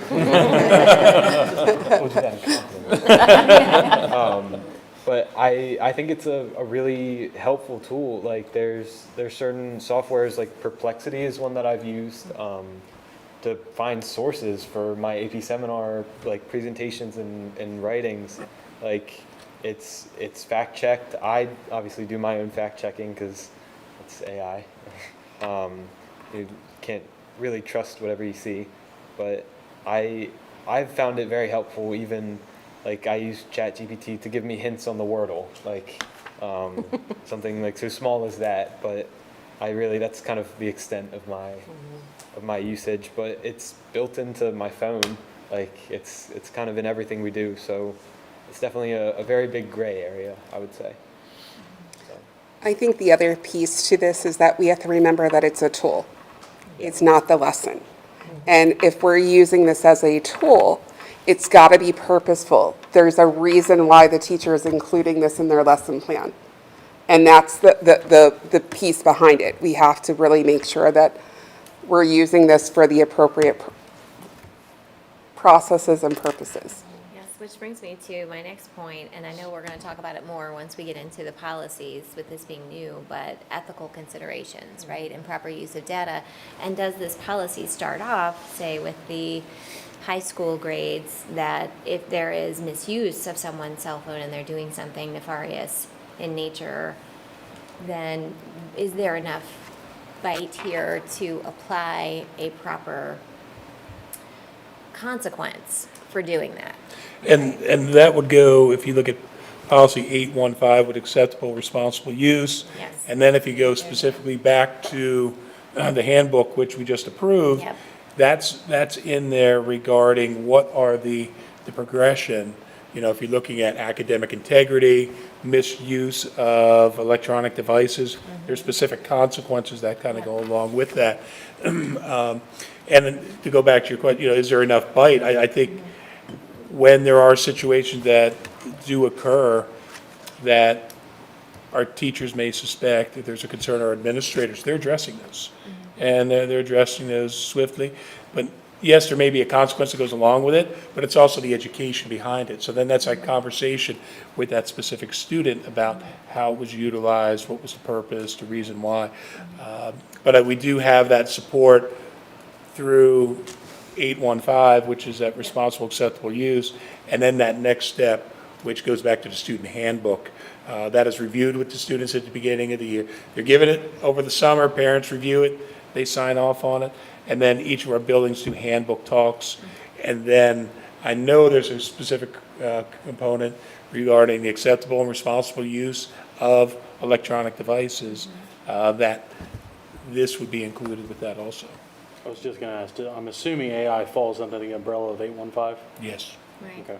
So the district administrator in that building would have the authority to take that student's phone until the end of the day, give it back or what have you as a consequence for whatever long period of time.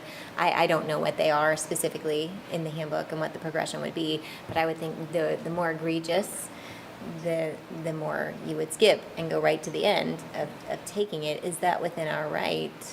Right. And if a student were using AI and turned in an assignment, you know, consequences, there could be academic consequences too. Yeah. They could have to redo that assignment. They could get a 0 for that assignment, which would affect their grade. So when you look at academic integrity, there are decisions that can be made even at the classroom level regarding that, which at times has bubbled then up to the administration because a parent, you know, had that concern, you know, about their child getting a consequence for inappropriate use of AI. And I can say it has come to my attention then because a parent was not pleased with that response. But I specifically go back at that point to 815, acceptable use, academic integrity, student handbook, and the consequences that were issued by the teacher as a result of the misuse. So many layers to it. Yeah. Thank you. So in, you know, the whole purpose of this at the beginning is the AI committee. And you spoke to the fact that the next phase seems to be adding in more teacher input. And although I agree with Ms. Henkel that we definitely need a policy, we don't want to be policyless in this by no means. But the policy process is and should be a little cumbersome. It is a slow-moving process, as it should be. But hearing that sort of the next phase of that committee is that teacher input, and the fact that we're 10 days away from the end of the school year, whatever we do with this policy is going to have the impact in next school year. And if we end up with something that has unintended consequences for our teachers, then it will be, once again, an arduous process to fix that by design. So there's a part of me that wants to, I don't even know if there's a world where we can get that good teacher feedback into this AI committee when there's only 10 days left in the school year. I don't know what that looks like moving forward, but I do think that having a better understanding of the teacher's perspective, at the, elementary, middle, high school, because obviously they're going to be drastically different, in those three. But at least understanding that teacher's perspective, and it doesn't sound like this committee has really gotten to that yet. Is that accurate? So, I'm going to speak to two things. I think the first was, if you wanted to make a modification in the next year, you totally can do that. And Yeah, it just has to go through the 3-month We'd process. do this, yeah, we would put it through the same cycle any other policy. Which typically we run about 6 months on that. And for this purpose, I think the policy is a guideline. And if you talk to teachers, they want flexibility, to start. And I think they're going to learn from the use and their PD, which is the next step in the process is we have a policy, we have a guideline, but within that, part of that guideline is staff are going to get PD. And then next step is when introducing to student use, here are the real risks of AI, here are the pros. So here are the don'ts and why. And when we go into this, just like a Google search, we have to be critical in nature of whatever we're getting back from that tool. And part of that instruction too is, what is AI? Because we're talking about it as if we have this knowledge of what it is and isn't, and it's not complete even within this board meeting. And it can't be. I mean, this is like Dr. Hughes said, you could take a college course on this and you're at the starting point. So that's why the policy is, I think, written in such a way that it's going to provide a guideline. And I absolutely think by the end of next year, there may be a recommendation for updates to that policy. And either way, we're utilizing it now. And if we have issues with academic integrity, we're addressing them now. You can't get away from it, really. It's a matter of navigating and teaching critical thinking in the process to be able to utilize. Yeah, I would piggyback on that even with a flexible framework, that's still more rigid than the nothing that we have now. That's correct. We're putting it in writing that says we're going to do PD. These are the We're going to train kids of pros and cons, everything I just said. We're putting it in writing stating these are the things we're going to do. And yet it's not so specific at this point, and it wouldn't be in a policy. First graders are going to get da-da-da-da-da-da, or second grade, because that's going to evolve month to month. And so that's why that framework is flexible, but at least putting a structure of here are the things that have to happen, regardless of age or. If maybe the legal minds can jump in here, with the constantly evolution, the constant evolution of the AI, is the legal framework pretty solid on that, or is it constantly changing too? There's a lot of legal issues.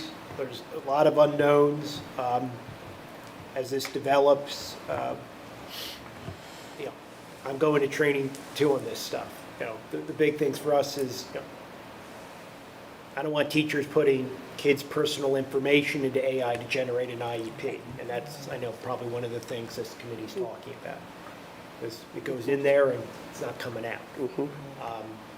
The academic integrity, I've dealt with that with some clients on those types of things. You'll see in the news a lot of stuff about copyrights, like where is AI getting the information, and is the copyright protected, and there's probably going to be fights about that. But as the educators all said, everyone's using it in some way, shape, or form, whether it's inside or outside of school, and so it's trying to sort of navigate those issues, and I fully expect, as Dr. Bryson said, there's going to be issues that come up and say, Jeff, remember we had this discussion back in May? Well, we're trying to find in the policy where we address that. And then we'll probably make a note of it and say if we can be clear on that and on that. But there's definitely issues. The big thing is making sure the staff uses it appropriately, and kids aren't frankly doing things that they shouldn't be doing with AI, whether it's academically or others, as you've probably seen in the media in some cases.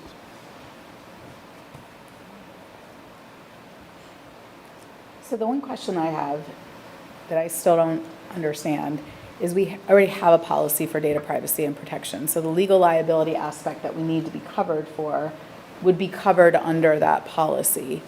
So I guess what I'm not understanding is like, what is the specific use for AI for if it's covered in 815, 813? Yep, 815.1. I think many people are not considering, there would be an example. I'm using this AI tool, but do I really know what's happening? So if I input data into it, I'm not making the connection to another policy when I'm doing that. Right? I'm thinking I'm just putting it in and it's kicking this back without an understanding that the thing that is taking it in and kicking it back is also keeping what I put in and then potentially distributing online or through other vendors, paid vendors, that information. But don't we have to have protections in place for that as it is right now? I think you do, meaning you probably have existing policies on student records and confidentiality required by FERPA. Sometimes with policies, in order to get a parent or student or teacher's attention, it's like, oh, here's the AI thing. And it may be reiterating some of those principles that are reflected elsewhere on it. I've not looked at any draft policy. No one's asked me to. I don't even know where it is, if it's at, and I'd be happy to do that if you'd like. And we would cite that policy in the AI policy. So instead of rehashing everything, you're sending the individual to, here's the data policy, or here's 8.5, did you say? I think it's 815. 815.1. Right, so you wouldn't rehash all of the misuse of technology, you're citing to it within the AI policy. Ms. Hall, if I'm understanding you correctly, correct me if I'm wrong, are you asking if we already have legal coverage for other things, why do we need this AI policy? Is that what you're asking? That's definitely part of it, sure. Okay, because my understanding, and Dr. Hughes, correct me if I'm wrong, we never talked about legal liability in the committee, or very briefly with things. It's that, just like she said, emphasizing that it's a tool, and so I would expect, don't check my math on this, but however many years back, when school boards were first trying to learn what their policy would be using calculators when they first came to Bay. What is the school district going to have the policy be for mathematic classes to use calculators? And yes, you could use a calculator to, bang somebody on the side of the head with and use it as a weapon, and that would be covered under the disciplinary stuff that would be in the student handbook. But how are we as a tool going to use that integrated into our classrooms? And so the AI policy largely is covering not the legal perspective, though obviously we have to have that overlap, but as a tool, how are we going to integrate that into our classrooms? How aren't we going to? What are our promises to the community about how the students are going to be using them, and probably specific to grades and how teachers are going to be using it? Does that make sense? Yes, but I don't think that's in the policy. the grades and such? Well, it could be, I mean, as we Right, but workshop it's, it. right, but it's not, so really what I'm getting at is the rationale for why we needed to have a policy was through PSBA for legal liability protection. And so what I'm saying is like, that was the rationale for why we had to create it. We have a policy that covers that. I think exactly what you're saying, yours is intended, or this one is intended to be guidelines, but to me, it's not really complete to be guidelines. I think there's so many open-ended questions, and to Mr. Hall's point, you know, being able to go in and change policy, I mean, we all know this is gonna be fast changing. It feels like, to what Mr. Hash was saying, we're always kind of behind. And I guess really what the heart of my question is, if we are protected with legal liability, what really is it that we're losing by, I mean, I don't actually see this as a tool. I see it as a philosophical question. And I don't feel empowered to be here, to be representing parents or teachers, because how many people were in the AI committee? In excess of 20? Yeah, it was a lot, 20. I mean, that doesn't feel like a lot when I'm thinking about parents, when I'm thinking about elementary, middle, high school, when I'm thinking about teachers and how they instruct with that. So I guess really what my question is, you know, what is the compelling reason that we couldn't give ourselves a little bit more time to hear some more of those voices and to be able to get that feedback? Because this is what I think of. I think that we are a district that is predominantly funded by our community, and I don't feel that they've had any input into this conversation. And maybe they don't want it, but I feel like we should at least ask. Well, the one point I just want to make, this is a new policy. You know, this is a new, 815.1 is a new policy. And we've had new policies that we've adopted. You know, the board has adopted 2 new policies this year, and I think we have a third one on here. And so I think when we look at the development of it, you know, with this one, we specifically went out with Dr. Hughes' leadership, as well as the board, designating 3 board directors to be part of it in order to have more feedback into it.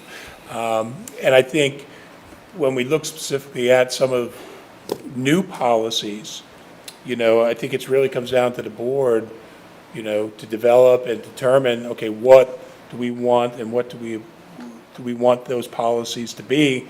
And then the administration, we go through and then make sure that those are enforced.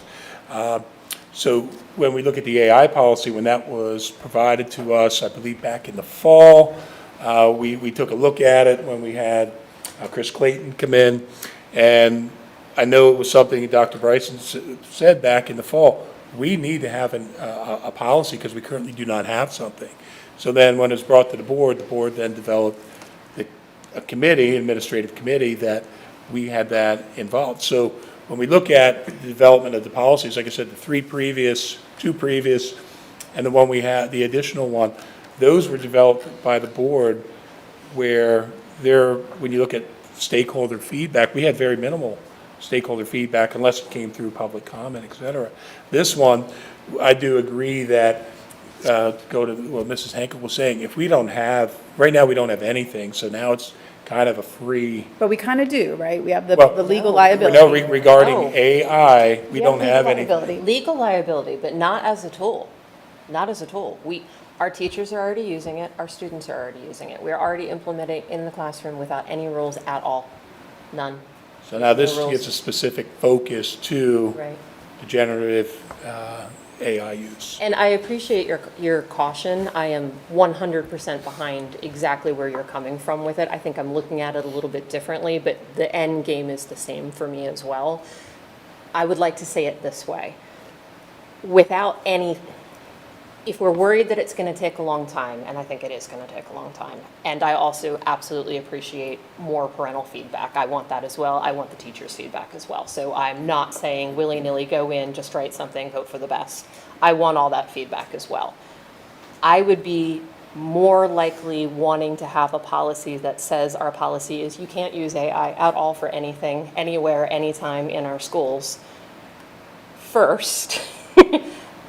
To then wait to come up with, you know, whatever more perfect policy we can have, instead of let everything come out through the floodgates because we have nothing in our quest to find something better. There's nothing now that really terrifies me.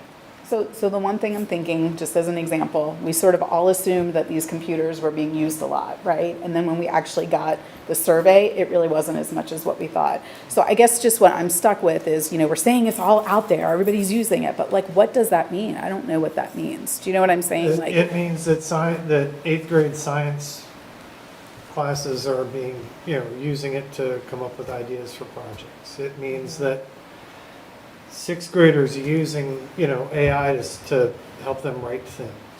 Both But- independently and teacher-led. Yes, and, and teachers are saying if you want more information on this, go use was it Perplexity. Perplexity is the one that's being recommended by our teachers right now. With no policy. With no policy to our students to use, whether it's on their Chromebook or their personal device. I'm just saying that we don't really have any sort of structure around it yet, and we need something there to sort of, because again, if we're recommending tools for our students to use, whether in or out of school, without ever even vetting what that tool has in it, whether it's got biases in it or, right information, how accurate it is, I'm sorry. I was going to say, and what this policy gives us, recognizing that we're already using it as a tool, recognizing that teachers are already recommending its use to students, it states clearly that the board is adopting a criticism first approach. That is in the policy, that before students are told to use it or taught to use it for constructive purposes, they need to learn to criticize it and take apart what it's saying before that's recommended. Now, will that be done perfectly? No, but I think it's very important that we say that. So I definitely completely understand and agree with the fact that we need a policy. But as we've discussed and deliberated here, it's become even more apparent that the teachers really are already at the point of the sword of this. I mean, they're already at the point of the sword, they're already using it, they already have pieces and parts that are out there that they're working with. And I have to go back that it feels presumptuous to move forward without that next phase of this AI committee, and that being getting good input back from them about what they're already using, how it's working, how it isn't working, the positives, the negatives, the things that, they're learning from it, and maybe the things that they're seeing that are bad. And I don't know that prevents us from having this policy in the hands of our administrators going into next school year, giving them the opportunity to speak more into it, especially with all of the examples of they're already using it. I mean, they're already in the trenches with it, and they have to have a far better understanding of it than I could dream to have. It's not my world. So having that from them, or at least some components of their perspective in this AI committee, seems very valuable in making these decisions. No, and I agree with that. I think the policy specifically says we are to develop the framework for how it will be used. And I think that is not a firm policy that means we have to wait three board meetings to implement any changes. But the framework is kind of like administrative regulation where that can be updated and modified in real time based on those conversations with the teachers. Because the policy itself doesn't say this person can use, this person can't, because that's too restrictive for a policy to do. It's the framework that I think that the AI committee with teachers, with any other stakeholders, parents or whoever, the framework that's kind of the next thing that's got to come out of this. We put the policy in place, then we can really start heavy work on that framework so that we have a framework that everybody can live with. So in the 20 or so people that we had in this, did we have teacher representation from elementary, middle, and high? Like in the classroom teachers? And I want to reiterate something that you said, Ms. Hall. I think that you're absolutely right, that it's the orientation that at least I'm taking towards it is a philosophical one. I think you're spot on with that. And I think that my own understanding of how do you develop a framework really was kind of pairing the two things that Dr. Hughes and Ms. Hall said, the philosophical overview of it, and then using it as a tool. How do the two of them marry together? And that's the best way I can think about it myself. It's not a policy that we're doing right now that would be open and guidelines and flexible. I can't possibly say, use it this way and only this way, doing these things with these apps, because those apps are going to change 2 days from now. It's more, the end result is to have this thing. Don't use it unless you want that thing. Does that make sense? Like an overarching view, it's an aid. Yeah. It's not to do your homework. I think in my mind, guidelines have to come before a policy. And I think just to like be fair about it, you know, in the research that I've done, you've got half of the states that have guidelines, you have half that have no guidelines. Pennsylvania is in the place where we have no guidelines. Right. This would be much easier if we had that, but we don't. So, you know, it's just a conversation of, you know, putting a policy together, which is a governing document, but not really knowing what we're governing or like how we're doing it. I mean, the age piece of it is a huge concern for me. And so like, we don't really have that identified yet. And so, so anyway, all that to say, I think this was a committee update, so thank you for that. This will make the policy piece of it go really quick because we covered a lot of that here. I would just say, you know, to anybody that's watching, I mean, you know, let us know what people are thinking. It would be great to be able to get some of that feedback, so. Absolutely.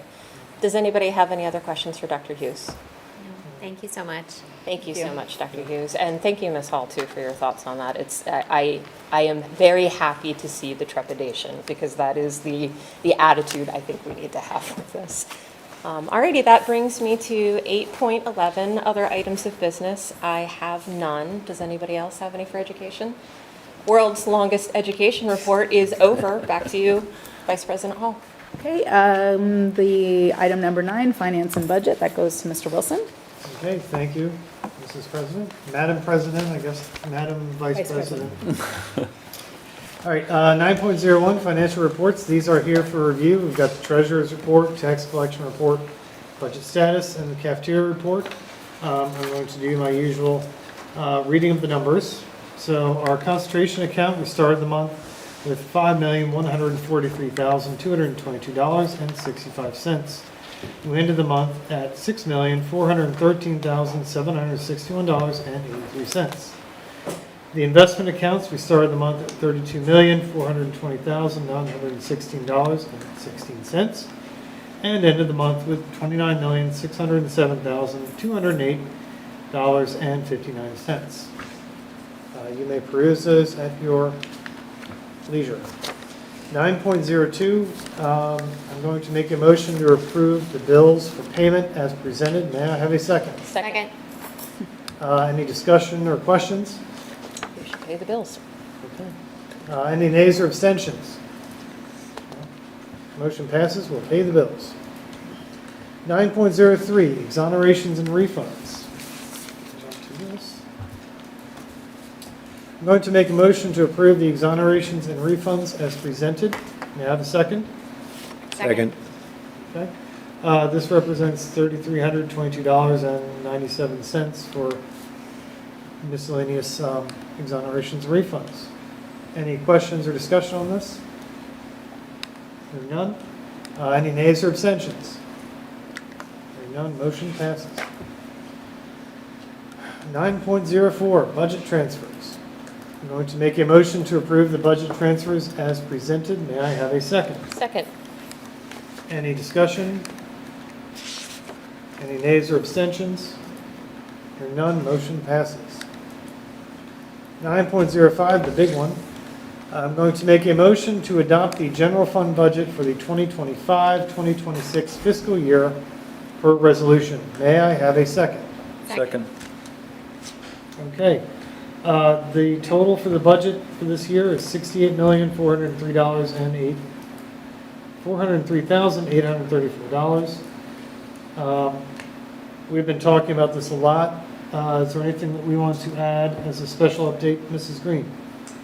Nothing in particular unless you want me to go over anything. No, I was going to touch on the farmstead, but we can do that on its item, I guess, here. Yep. Okay. The only things of note here, obviously, this is going back to pre-COVID levels of federal funding, now that ESSER funding is completely done. Any other questions or discussion on this? Any nays or abstentions? Hearing none, budget passes. 9.06, I'm going to make a motion to adopt a tax levy resolution for the 2025-2026 fiscal year. This resolution does not include a tax increase. May I have a second? Second. Second. Any discussion, questions? Any nays or abstentions? Hearing none, motion passes. No tax increase. 9.07.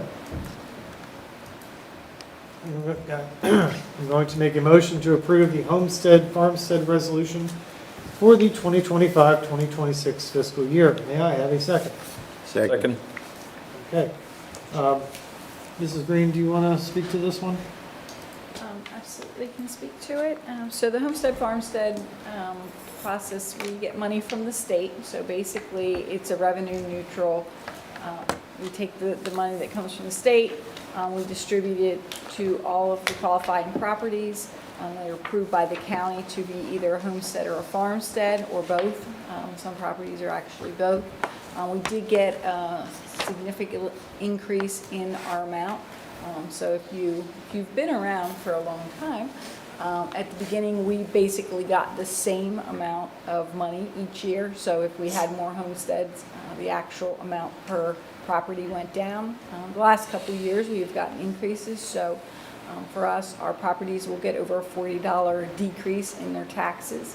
So it's not based upon your total assessment, it's based upon each property that's approved gets the same amount as long as they pay that amount of taxes.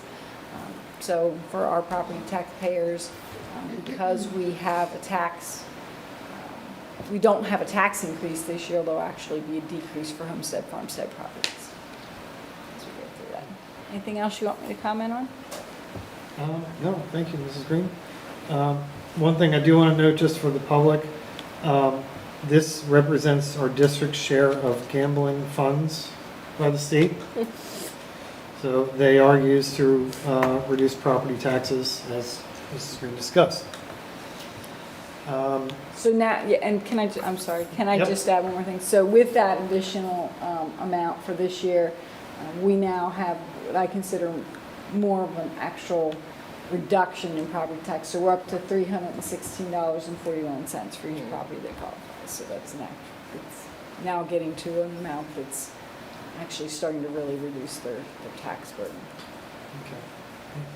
And the total amount we get from the state for this was 1.8 million, is that right? Yep. Okay. All right. Any further discussion or questions? Any nays or abstentions? That motion passes.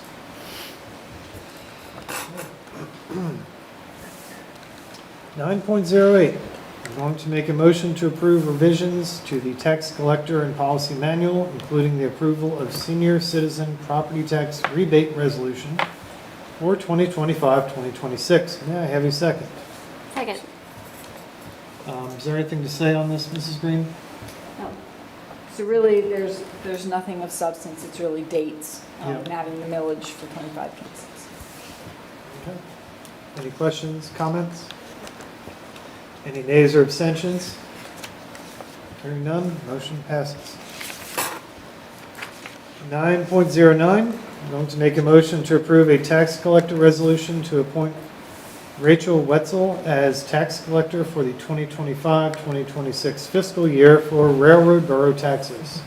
May I have a second? Second. Any questions or comments? She's amazing. Sure she'll do a great job. Any nays or abstentions? Hearing none, motion passes. 9.10. I'm going to make a motion to approve a tax collector resolution to appoint Gail Prego as tax collector for the 2025-2026 fiscal year for New Freedom Borough. May I have a second? Second. Any discussion? Any nays or abstentions? Hearing none, motion passes. 9.11. I'm going to make a motion to award the student Chromebook bid to Riverside Technologies, Inc. for the purchase of 460 Chromebooks at a cost of $199,640. May I have a second? Second. Any discussion on this? Yes, so there was some information that Chromebook prices had increased because of demand. Is that still the case? The per machine price this year is up 34% over last year's price. One of the things that I actually asked Sue and the team to look at this week because of the tariff changes that just happened this week was, would there be any benefit to discussing any changes in delivery timing or something like that with our vendors to see if that would affect the cost of this bid, and unfortunately the answer is no. Sue, would you like to fill in? Yeah, so I can expand on that a little bit. So one of the things as we looked at it is these actually don't, Chromebooks and computers actually didn't have tariffs. Now that's not to say the market and market uncertainty didn't raise the prices, I'm not saying that, but if you look at what was actually to be tariffed, that wasn't in the list. So as we work through it, we also did want to check, because some of the tariffs are off now, would the vendors feel more comfortable? Could we get lower pricing? We reached out to several. Basically, they said that there's not rebates, or they've already factored them in. And actually, subsequently to talking to Mr. Wilson, we had another vendor in the bid, one of the higher ones, reach out to say, well, I can now offer you lower pricing, but it's still higher than our lowest bid. So we do believe this is the pricing out in the market based upon all of these factors. There's just not a lot of rebates right now. The other thing is last year, so some of it I believe is increase in pricing, some of it is we got a really good price last year. So that is part of the equation too. The machines that we had last year, they were the last year of those machines. This is the first year of the new model. You can't get the old machines anymore, they don't make them. So there's a lot of factors involved with this. But, you know, and as you look at this, the other thing that's complicated, your first blush is, oh, we could throw out the bids and start again. That's always a very difficult decision to make because A, the prices are out on the street now, and to upset the vendors is not a good place to be. So we do believe they're fair. We've kind of looked at it upside down, backwards, talked to a whole bunch of people.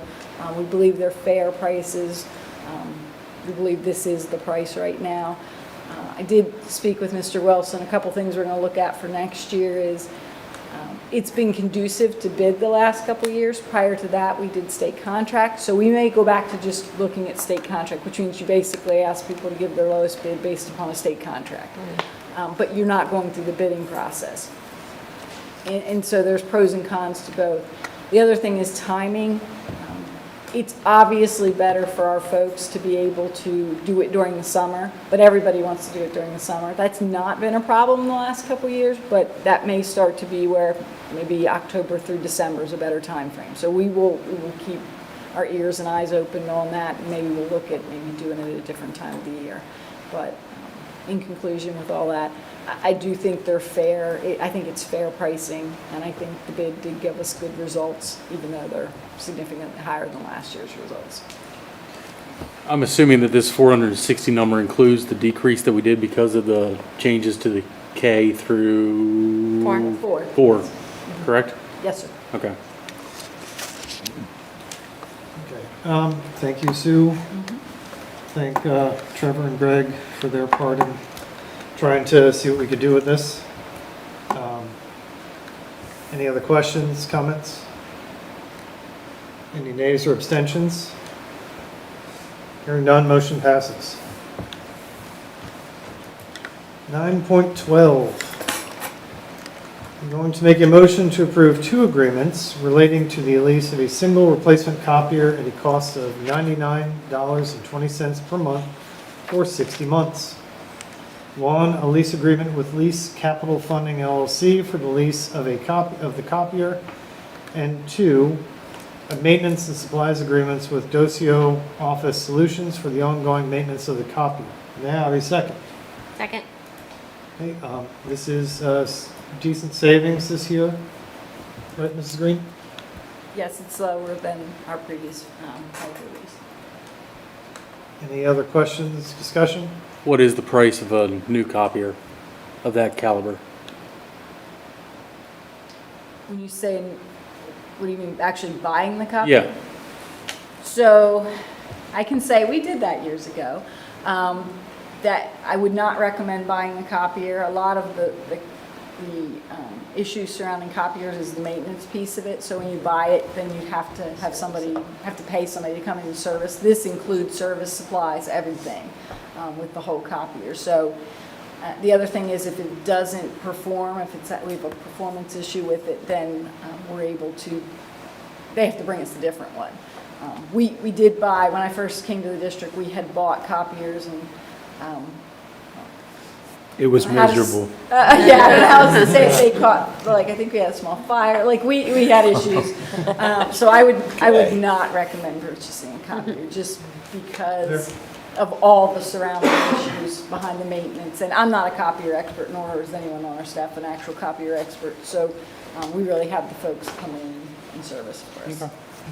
Yeah, leasing these is the right way to go. Just You get said the it- lease, you get the maintenance and support. Oh, sorry. Go ahead. You said this includes supplies. I mean, often that's more than the cost of buying the printer itself over 5 years. No, I said I don't know what the cost of paying for buying the machine would be, but the cost of $99 per month actually includes both the lease and the supplies and the maintenance. Yeah, and often supplies are the bigger share of the cost over a 5-year period. Yeah. So we're talking toner, paper, Yeah. includes all that? Not paper, toner, Toner, drums. right, those things. Okay. If something, if something breaks on it, they come and fix it. And I'm going to presume that this is a printer / copier, not just a copier? No, it's, well, when you say printer, we don't have printer, we don't do printers. You don't do printers? We have copiers. Okay. Well, like individual people, even Bob doesn't have his own printer. Trevor took those away years ago. Oh, okay. Right. Yeah, we have copiers, and you'll have to go with your badge and get your copies off the copier. Okay. Any other discussion? Just real quick, how many of these do we have throughout the district at 99 per month? Well, they're not all 99 per month because this is a smaller one, so I can get you that information. We have a larger copier lease. This is just for one machine. Right. I can say we have significantly less than we did years before, but I can't off the top of my head tell you how many Okay. we have. But again, one of the pieces of it is we used to have, literally everyone had their own printer. Oh. And the cost of supplies and maintenance and you talk to our tech folks and the staff time to fix all of those if there's an issue. So we're now down to copiers. We have maybe less than a handful, less than one hand printers in particular areas, but for the most part, we have copiers throughout the district. Okay, just curious. Didn't know. So a couple in each building off the top of my head. And there's nothing more infuriating than maintaining your own printer because they always don't want to work for some Mine reason. never, ever works when I need it to. Yeah, so our folks, so I will give a shout out to Greg and Trevor again. They have done an excellent job of streamlining this from where we were before. And, each year our copy counts go down from our building principals. And we're using less and less copy counts throughout the district. Okay. Any nays or abstentions? Hearing none, motion passes. 9.13, I'm going to make a motion to approve updates to the athletics sponsorship program to standardize pricing and banner sizes. May I have a second? Second. Any discussion on this? Yeah, I have one question. It states that the sponsorship secured by the district will benefit the general fund and thus the athletic fund.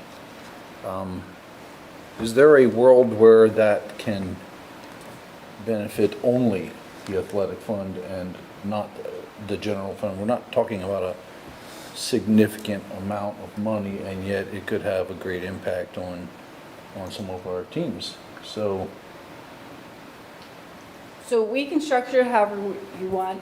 Historically, what we have done is, because the general fund pays a large portion for the athletic fund compared to ticket, intake or game receipts. So we can structure however you want. We can have 100% of the proceeds go to the athletic fund, but my recommendation if we do that is that we still bring it back for approval of what we're purchasing with that, okay, sure. those funds.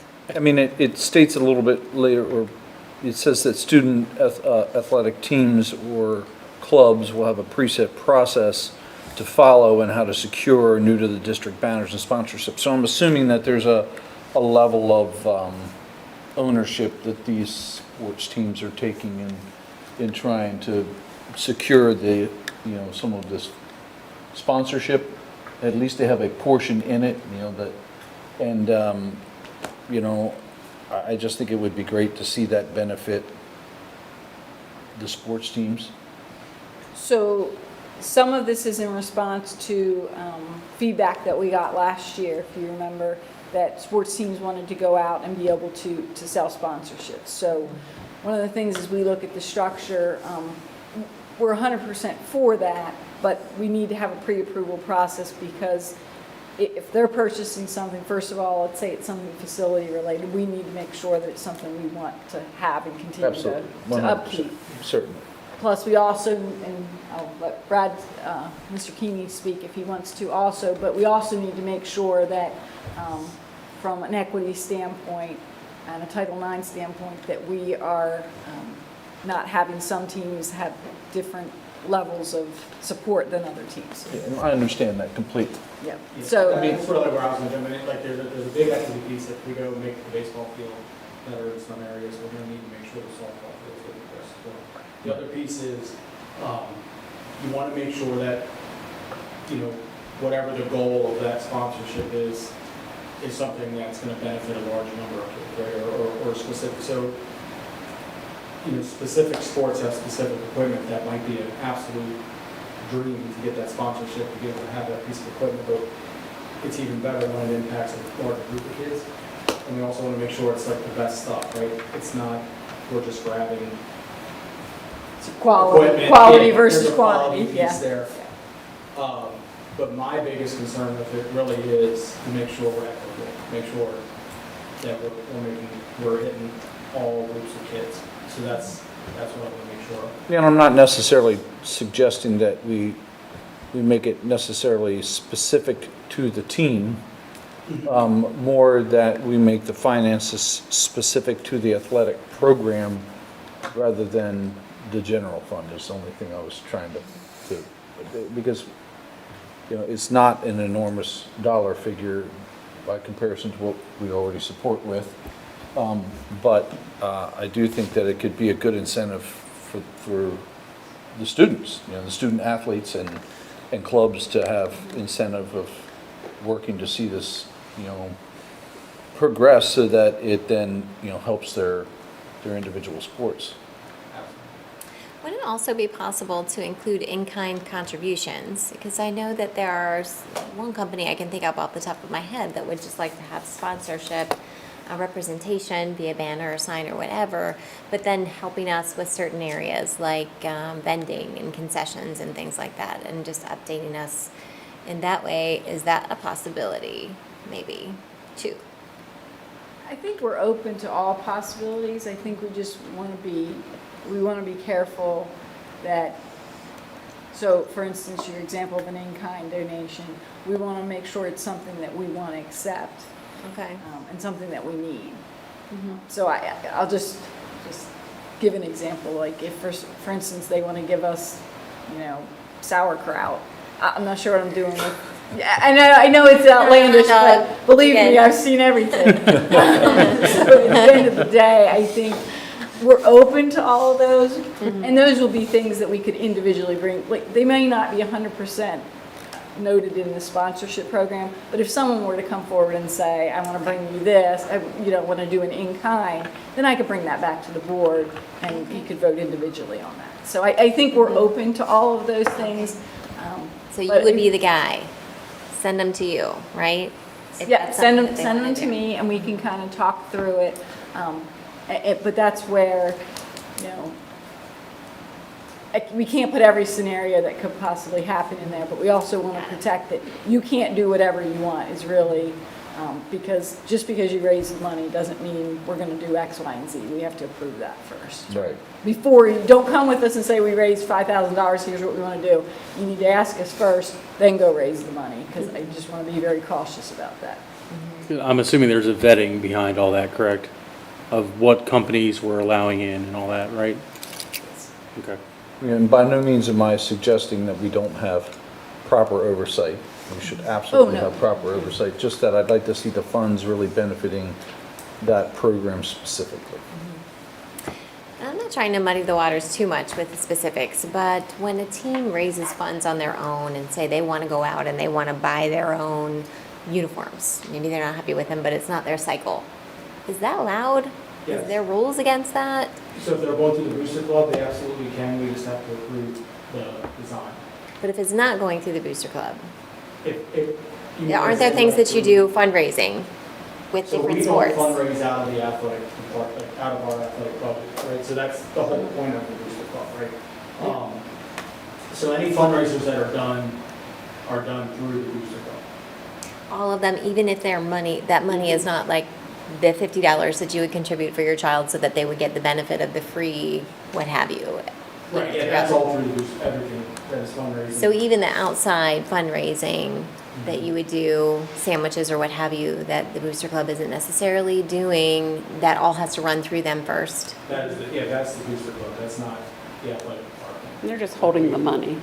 I mean, they're just like the holders of the money, and then you have to get your stuff approved. Like, you can't just go buy any uniform. Yeah, we've had some pretty interesting, and the reason for the oversight, we've had some pretty interesting attempts to buy some interesting stuff, I guess is the best way. But there has to be some, first of all, we need to make sure if they're buying apparel that it's within our current logo system, whatever we have. If it's equipment, we need to make sure it's safe. If it's, you know what I'm saying? Yeah. So there's an approval process. There's an approval process from me, and as well as the rep, the head coach, and the Booster Club official. And then once all that's done, then they move forward with that. Now, how it's spelled out within the bylaws is what's going to happen at the beginning of each season, and the coaches are going to come up with a budget, right? There might be some things that they need that year, right, that are not, they're more wants than needs, right? Like my budget's carrying a lot of the needs, all right, and theirs is carrying more than wants. So some piece of training equipment that's not necessary, but it could be helpful to the kids, all right? They're going to put that in their budget, and they're going to figure out, okay, well, what kind of fundraisers do I need to get the money to buy this, or the items that are on my budget, and then they go doing fundraisers. So it's a very regimented process, and there needs to be approval throughout the whole thing, all right? But that's not run through the athletic department, that's all through the All-Sports Booster Club. And then I'm assuming that if there were funds generated from this, each team may get a portion of those funds, which would then help those individual coaches in achieving some of those goals. Absolutely. It's helpful. And is written, when we say, the other thing, I don't know necessarily that it's incorrect the way it's written because it says general fund, but the athletic department and the athletic fund is part of the general fund. Like, it's not a separate fund. So saying general fund still covers what you're talking about. Certainly. Yep. Just to see that it exclusively benefits the athletic department. And not to get into the weeds, but I do think it's important to note. So we talk about the district versus the Booster Club, but we do have to file reports with the state that shows by club or by sport, how much we spend and how much the booster club spends in total per sport. So we can't circumvent any of it, not that we ever wanted to, I don't want to mean it that way, but the whole equity piece umbrella is both what we spend and what others spend on our sports. So just wanted to be clear with that too, because it's, even though the Booster Club is a separate organization with a separate employee identification number and everything, we still they're still part of us for the equity piece of It's still everything benefiting our student athletes. for sports, Yeah. yes. So And it's Mrs. Green- creating quality, access to quality, I guess is what it means to say. How does it work when, say, the football team raises $20,000, but the field hockey team raises $5,000 on their own? What does that look like in a world of equity? So the equitable piece, let's just hit the all four pieces. All right. So the reason, Dr. Bryson, you started the whole thing. All right. But So blame me. the piece is equitable within the Booster Club and why it's a good idea to have an all-sports Booster Club is because when we do those mandatory fundraisers and each athlete allotment is equal, right? So there's equity from a standpoint of the club as a whole is providing the same amount of funding per student athlete, no matter what sport you're in, right? The golf team may have 12 kids on it, whereas the track team has 120. The funding's not going to look the same, Right. right? On top of that, they wanted, and correct me if I'm wrong, Dr. Bryson, with my interpretation of it, you're still allowed to fundraisers per sport. You can pick what you want that to be. So field hockey could raise $20,000 if they put the fundraiser together to raise that money. Typically, a bigger team's going to have an easier time hitting a higher number because you have more kids, more families involved.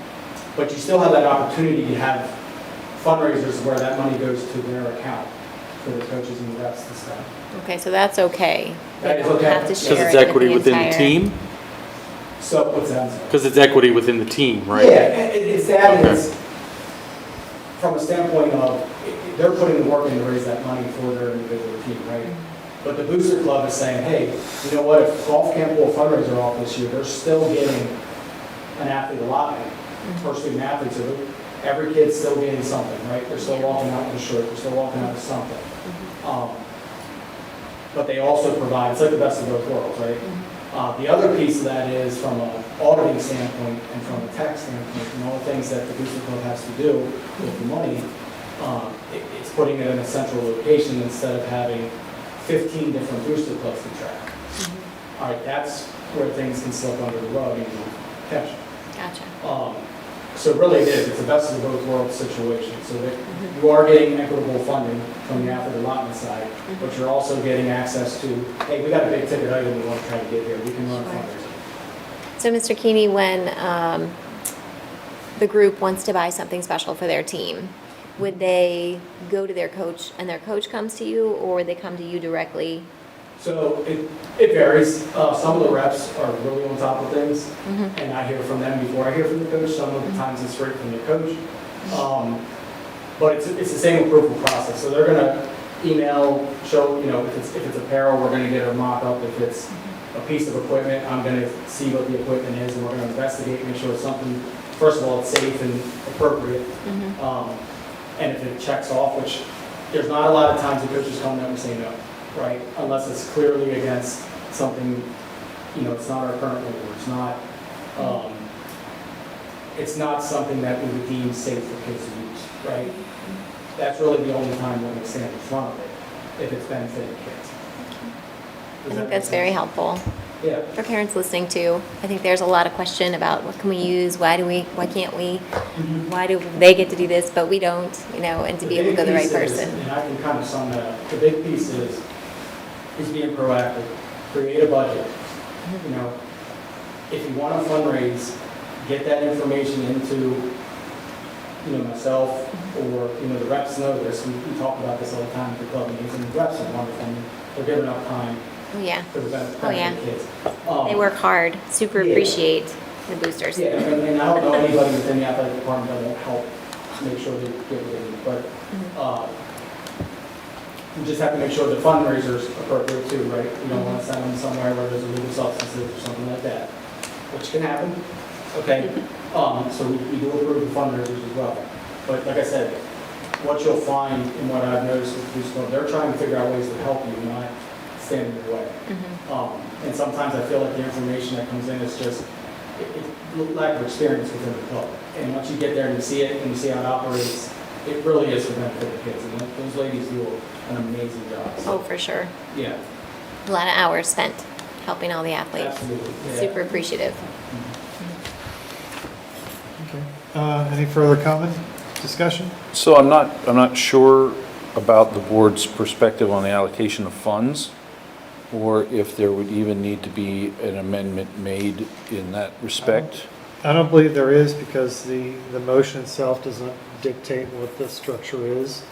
I think if there's a conversation, with Sue, as far as the allocation, how it's being allocated, that can be, I think that's outside of this meeting, isn't it, Jeff?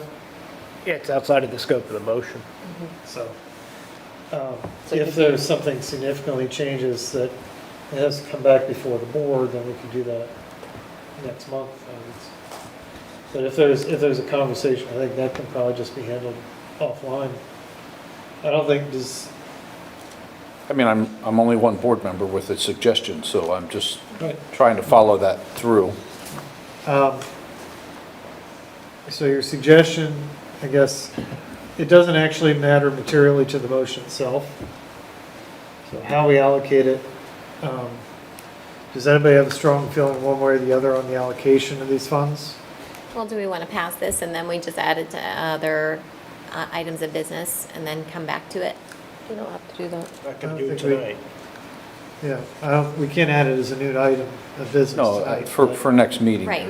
You're proposing for the next Right, meeting. yes, To discuss it in the next meeting. yes. I mean, Susan, is that necessary? I'm okay either way. One thought I had while people were discussing was we could wait, and once we get the sponsorships coming in, I could bring back the amount of money from the sponsorships, and you could make the decision at that time. That's acceptable to me. I don't want to hold up a sponsor coming in, though. You're not. You're not You going want to wait to see how many You're just- come in. holding where the money's going. That's all. Would we need to get something out there to show that, hey, we're open to this? That's what we're approving. Well, Well, I think this is. Effectively, it would be the same. I mean, it would be exactly the same if when the money comes in, we have a discussion about it and then allocate it to athletics. It's the same result in the end. I mean, what our motion here is to approve updates to the sponsorship program to standardize pricing, banner sizes, not, Yep. has nothing to do with where the money is allocated or stored. So, I mean, and the verbiage of it benefiting the general fund and thus the athletic fund would not need to change in order for that to take place. It can remain the same. yes. Okay, any nays or abstentions on this? Okay, hearing none, motion passes. 9.14. Take a deep breath. All right. I'm going to make a motion to approve 2 agreements relating to the district's existing Mitel phone system service plan. 1, a release agreement with Ronco Technology Solutions LLC, which includes a refund of $6,896.89 paid to the district, and 2, an agreement with Visual Sound, Inc. for the Mitel phone system service plan, effective immediately through October 31st, 2028, at an annual cost of $8,917.20, and a prorated year 1 cost of $6,896.89. May I have a second? Second. This is basically to change who's going to be managing our phone service plan. Yes, and there was a motion about this on last month's board meeting. Originally, they said they could just transfer it. Now they need all these other things signed, so that's why we're bringing it back in this form. Any questions or discussion? Any nays or abstentions? Hearing none, motion passes. 9.15, other items of business. I have none. Back to you, President Hall. Thank you. Item 10, the personnel and policy, I will pass that to myself. 10.01, the first reading of the board policies. So as per our board policy process, at the April school board meeting, the board distributed the policies that were presented and discussed at the May 6th Personnel and Policy Committee meeting. Tonight constitutes the first reading of these policies. The policies will be published for public review no later than Monday, May 19th, and then would move to a second read in June with a board vote. Upon passage of the vote, the policies are final approved and effective. And again, I just want to encourage anybody who may still be watching or watching later, that if you have any questions about any of the board discussion, there was some discussion at that meeting on May 6th, and to please review that video. As far as the new policies, we have two. The first one is 253, sex-based distinctions in multi-user privacy facilities. This policy was requested by members of the board. On May 6th, I introduced a policy that puts into writing a longstanding practice in our district regarding the use of restrooms, locker rooms, changing facilities, and overnight accommodations. This policy is grounded in both respect for individual dignity, privacy, and in the importance of ensuring females are safe and comfortable in the knowledge that males are not permitted in female-only intimate spaces and vice versa. Under this policy, all students will continue to have access to multi-user locker rooms and restrooms that correspond to their sex. In addition, single-user facilities will be available to anyone who wishes to use them, regardless of sex, offering an additional option for privacy. This policy follows federal and Pennsylvania statutory law requiring that privacy facilities be used separately by the sexes. So in addition to this policy being common sense, protecting intimate spaces for males and females is necessary to comply with both federal and state law. Any discussion on this particular policy? Okay. Then moving on to 815.1, use of generative artificial intelligence in education. This policy was requested by the AI committee as part of PSBA's recommendation for legal liability purposes to ensure data privacy protections. This policy outlines the district's approach to integrating generative artificial intelligence into the educational environment. The policy recognizes the potential of generative AI to enhance education, streamline operations, and prepare students for the future, while also addressing the responsible and appropriate use of this technology. The school district's policy aims to harness AI's potential while ensuring responsible use. Policy number 815.1, use of generative artificial intelligence in education, was developed in collaboration with the district's AI committee. We had a lot of discussion on that. Is there any other discussion on it? All right. Moving forward to our updated revised policies, we had 9. Just briefly, the scope of it, we had membership, which was adding the student representative guidelines to this policy. We had 005, organization, which was updated with the specific administrative committees that we had. We had policy 204 on attendance. This was updated to include our compulsory attendance law for students. We had policy 351, drug-free workplace. That was a PSB update for legal purposes. 805, the emergency preparedness and response. Again, that was a PSBA update. 805.2, school security personnel. That was also a PSBA update. 806 on child abuse it's a mandated policy, and there was a PSBA update to that. Item 8, sorry, my printer went out, just speaking to the whole printer thing. 807. Correct. The opening exercises, moment of silence, flag displays. This was updated per Act 25 from 2024. And policy 823, opioid antagonist. This was a PSBA update. Any conversation on any of that? All right. As we finish up with our retired policy, it was 004.1. This was the student board representative policy. It's being deleted because it is being embedded into 004 under membership. And that completes all of the policies. Any other questions on anything? All right. Item 10.02, the Southern Newark County School District Foundation Board of Directors appointments. So I'd like to make a motion to appoint the following to the Southern Newark County School District Foundation Board of Directors for 3-year terms effective July 1st, 2025. Susan Green, school board appointment. Jay Good, school board appointment. Wayne McCullough, school board appointment. David Tomasic, school board appointment. And Ginny Nugaberger, school board appointment. Do I have a second? Second. Any discussion? All right.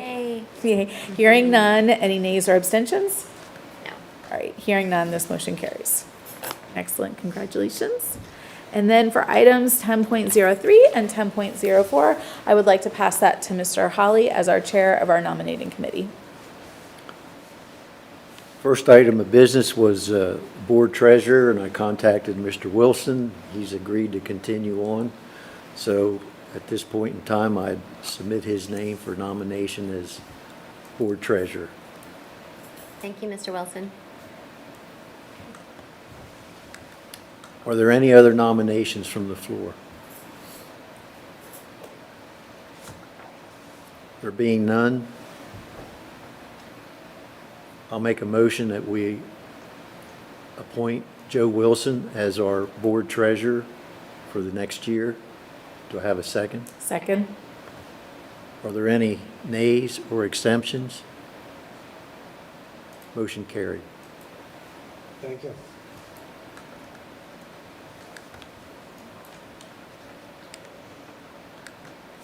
That concludes the treasurer. Want to go right to the secretary? Just do it. I contacted Susan Green. She has agreed to continue on as board secretary. Are there any other nominations from the floor? Being none, I'll make a Is there really any other option? I'm just following the rules. There being none, I'll make a motion, we appoint Susan Green as secretary of the board. Second. Are there any nays or abstentions? Hearing none, the motion carries. Thank you, Mrs. Green. Thank I you. don't know what we'd do without you. We would be lost. Look how excited she is. That concludes, So excited. Look at all the work it has her. Right. Okay, thank you so much, Mr. Holly, for doing that. 10.05, the 2025-2026 Compensation and Benefit Program. I'd like to make a motion to adopt a 2025-2026 Compensation and Benefit Program. Number 1, for non-union support staff. Number 2, for non-Act 93 salary staff. Number 3, for Act 93 administrators and cabinet administrators. And number 4, other positions and substitutes. Do I have a second? Second. Any discussion? Any nays or abstentions? Hearing none, motion carries. And item 10.06, other items of business, I have none. And before I carry on, I just wanted to see, Caleb, we're approaching that curfew time. 4 minutes, but I think I might duck out. Okay. Thank you. Thank you for your That's long okay. suffering. Yes, thank you. Very much so. Thank you, guys. Have a great evening. Thank you. Okay, moving on to item 11, building and grounds. I will pass that over to Mr. Hall. Enjoy your summer. Thank you. Bye. Yes, Thank you, Vice President Hall. Moving to 11.01, Buildings and Grounds Report for April of 2025. Mr. Buffington.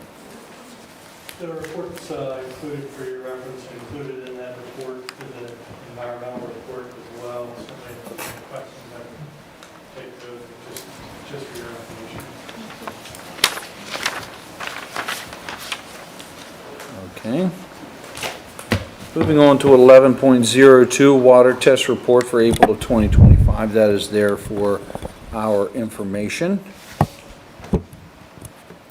Moving on to 11.03, information from Mr. Buffington, our Director of Operations, concerning water testing for lead. Yeah. So our main campus and Friendship have private wells on them serving the domestic water, which is regulated by Pennsylvania DEP. Between June and September of 2025, we're going to be taking samples at their guidance. So for this campus, the main campus and Friendship, we will also, as part of our plan, follow similar protocols for Shrewsbury Elementary as well. So we are looking to schedule most likely the beginning of June, but we do have a window there from June to September to complete those tests. Okay. Thank you.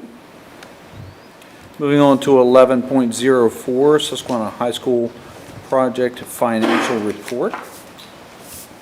Yeah, the financial report hasn't changed a lot since last month. You know, certainly still looks good. Remaining budget of nearly $875,000, as well as, Kat, if you can see the contingency there as well in the report. But certainly if there's any questions, we are still, you know, working with the contractors to get the project closed out and things. Certainly a project of this size does take many, many months to get it completely closed out. But we are pleased where we are, and hopefully within a few months we closed out. Are you seeing anything that's adding to the knockout list as far as on the new side of the high school leaking things, or? I'm sorry? Are you seeing any damages, leaking, anything that's going on the new side of the school that's adding to the contingency, or is that all just managed on a daily basis without adding? We do have a couple leaks that we're working with the contractors, you know, that's under warranty, that they need to repair. They were out this week to look at, and they're going to continue to do some testing or tests. And yes, they do need to do some corrections. Thank you. There's testing coming tomorrow. Sorry? I said there's testing coming tomorrow. More Yeah. rain. More rain. Oh, yeah, no, we work around those. No. I'm just kidding. How much longer on this punch list do you think? Probably a few more months, hopefully. You know, typically a project this size may take up to like a year to complete everything. I believe we're within a few months of being completed. That'd be great. So by the beginning of next year, we should be at goal. Hopefully, you know, a lot of things to close out and things, but yeah, we're working. Cautiously optimistic. Yep, and I'll keep you updated. Okay, thank you. Moving on to 11.05, the Greatest Needs Project. Yeah, with me tonight, Mr. Scott Shunk. We just wanted to give the board some information and follow up from the Buildings and Grounds meeting that we had on May 6th. I first want to apologize for we had some questions about the scope of work within the project, and as the team dug in afterwards, you know, discovered that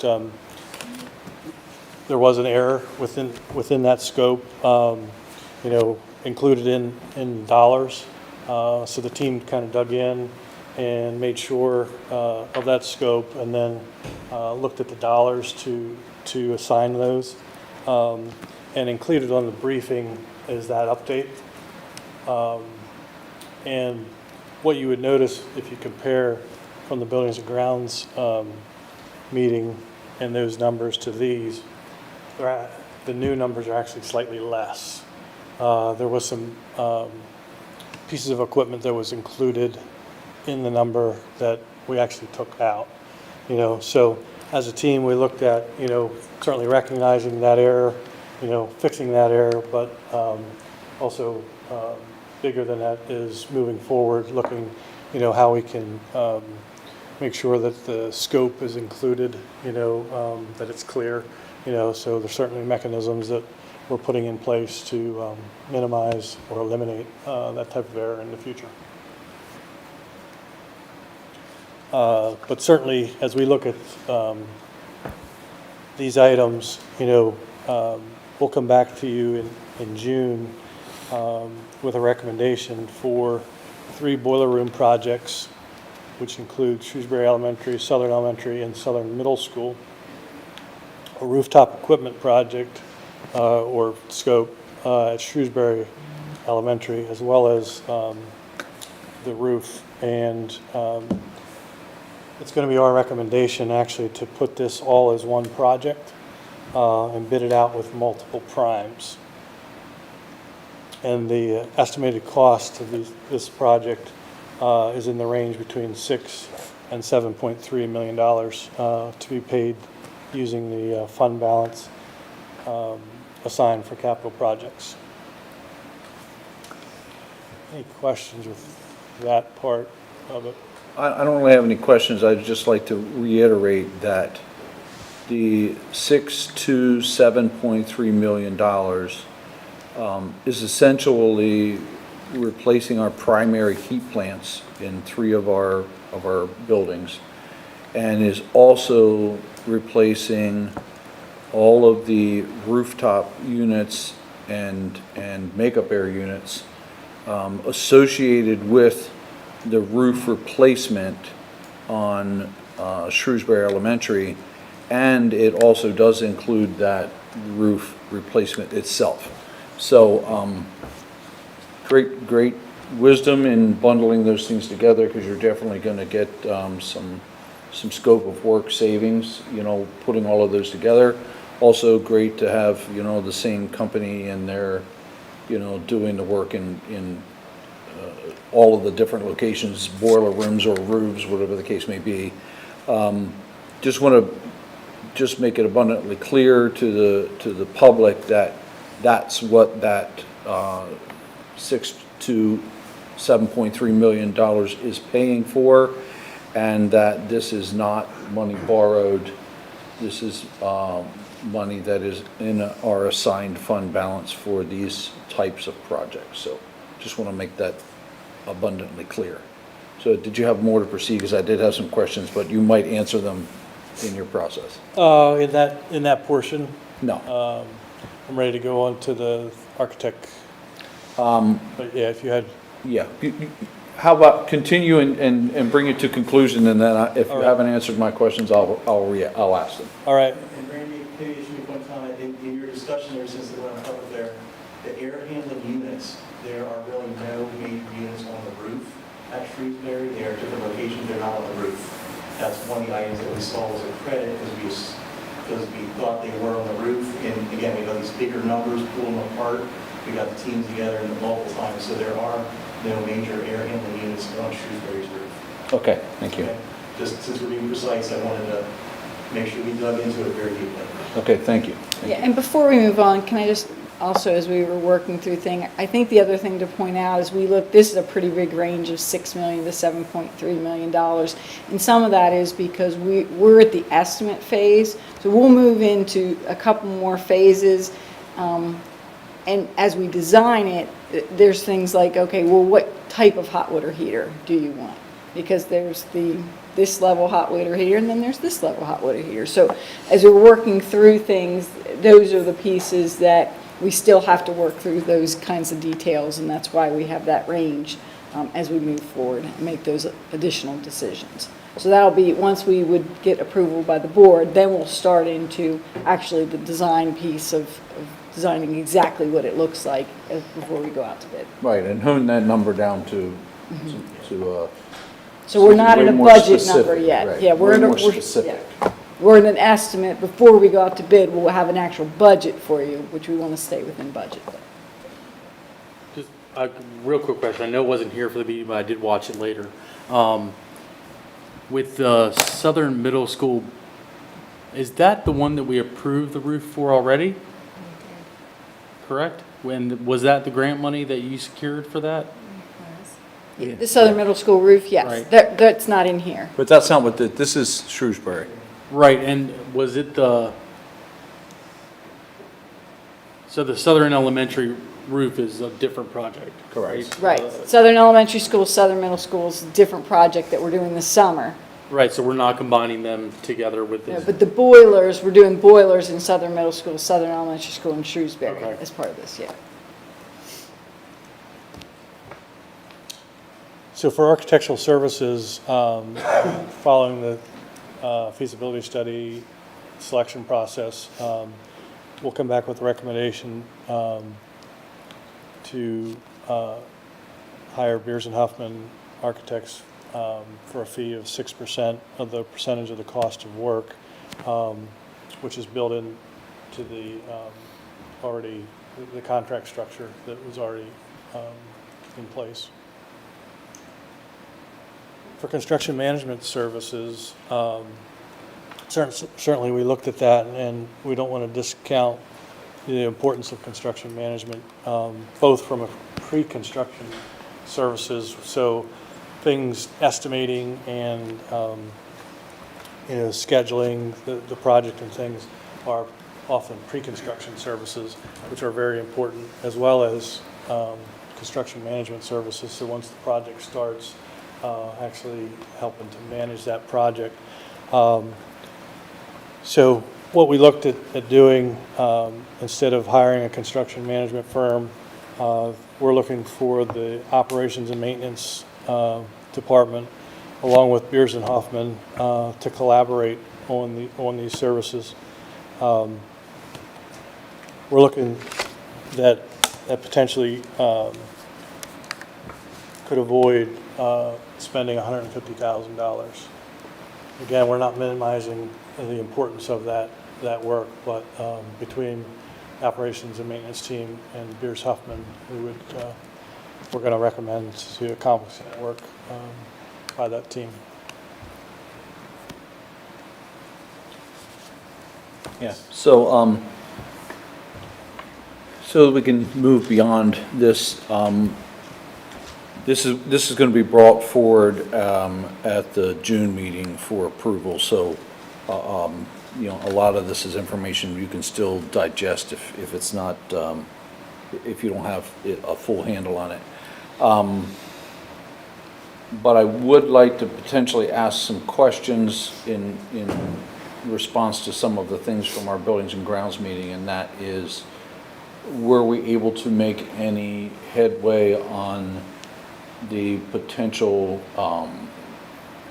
fresh air units on the roofs that we are already currently replacing, as to whether those curbs need to be replaced or they can stay behind? Were we able to find any information out of it? Yeah, thanks, Scott. Do you want to? Yeah, I mean, as far as the bid we have for the roofing project right now in the middle school, it's very similar to the other roofing projects we've done in districts. They are doing a warranty that they flash up to the units as required. They're not pulling the units apart. The only reason we're talking about units, as you know, for Shrewsbury, is those are worn out. It's also time to replace them. Maybe they have to change size of holes and openings. So like a standard roofing project, the roofer is flashing up and getting their warranty into all those items. So there's no need to be touching any of the other rooftop items on the middle school at this point. But on the middle school roof, I want to stretch my mind because I didn't bring the report with me. But I believe it was the middle school roof and on Southern L, there were fresh air units that are recommended at level 1 to be changed. That I understand they're going to seal up to the existing curb, but in the event that those curbs would need to be changed because those units have reached the end of their life, which according to the report, they have reached the end of their life. I would really want to see if those curbs have to be changed before we put a brand new roof on, rather than after we put a brand new roof on. So I wasn't sure if we were able to make any headway as to whether or not those units that are at level 1 recommendation for changing we've established whether or not we are able to get that done before we put a brand new, or in conjunction with putting a brand new roof on. I mean, just to be flat out honest, we're out of time. The contractor's underway. If the roof is going to be finished for this summer, that turns into a change order. It turns into another bidding process. It's a roofer, not a mechanical guy. So the timing of that is we're so far out in front of this roof. We have materials approved. It's moving along. We can ask for change order costs and see what it's going to do. Can we still hit the schedule? But the fact that we're going into a change order mode for this is not going to offset the difference of coming back and doing it correctly later. I guess maybe the best way to put it. I know we're trying to do the right thing all at the right time, but I fear right now that we open up to a change order that's going to cost more than actually coming back at the time and doing those units when it's completely thought through with the system. It just We just feels wanna avoid a little having to cut into a unimaginable, brand new a little unimaginable to me to leave something that we know needs to be replaced on a roof and then put a brand new roof on. I mean, if that's what we have to do, we have to do it, but that's a real miss on our part. That is definitely a miss on our part to know that we have things that need to be replaced and not replace them before we put on a new roof. Basically have to cut a new roof to replace them. That's discouraging that we can't do anything about that. It's a time, I'm not sure you have to cut for these new units. We can have the engineers team design and look into more on this, but again, the offset that we're trying to save here, I think we're running up and costing more time and money than, the report just came out after we did the bid. I mean, we had the bids for the roof and to get that going. You know, if we needed to hold that project up before we did it, and we're just so far into this piece. I understand your question. Nobody wants to cut a hole in a new roof, but it is done all the time and it's done well if necessary. I don't know that these units that we change out need different size holes. They're more than likely we can put parameters and try and reuse what we can. I mean, we don't want to cut more holes than necessary. So if we can work through and minimize any changes down the road, I just don't know how to stop. If we're literally being told to stop this current process. I'm not suggesting stopping it at all. I'm potentially suggesting, you know, if the curbs can be the exact same size, then maybe you're gonna have to pull the unit off anyway. So then if changing the curb and leaving it at the exact same size as the old unit sits on it, but then eventually the new unit sits on that curb, at least we have a new curb in our roof that we don't essentially have to change. We don't have to do anything to it to put a new unit on it. I was just hoping that we could at least address whether that's a possibility, rather than, you know, I don't know how old these are. It didn't really denote it in the greatest needs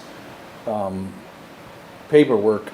But I mean, if these curbs are 20 years old, and we're basically going to put a brand new roof of them, when the roof is off, you know, changing that curb is really not that complicated of a process, especially if it's the exact same size.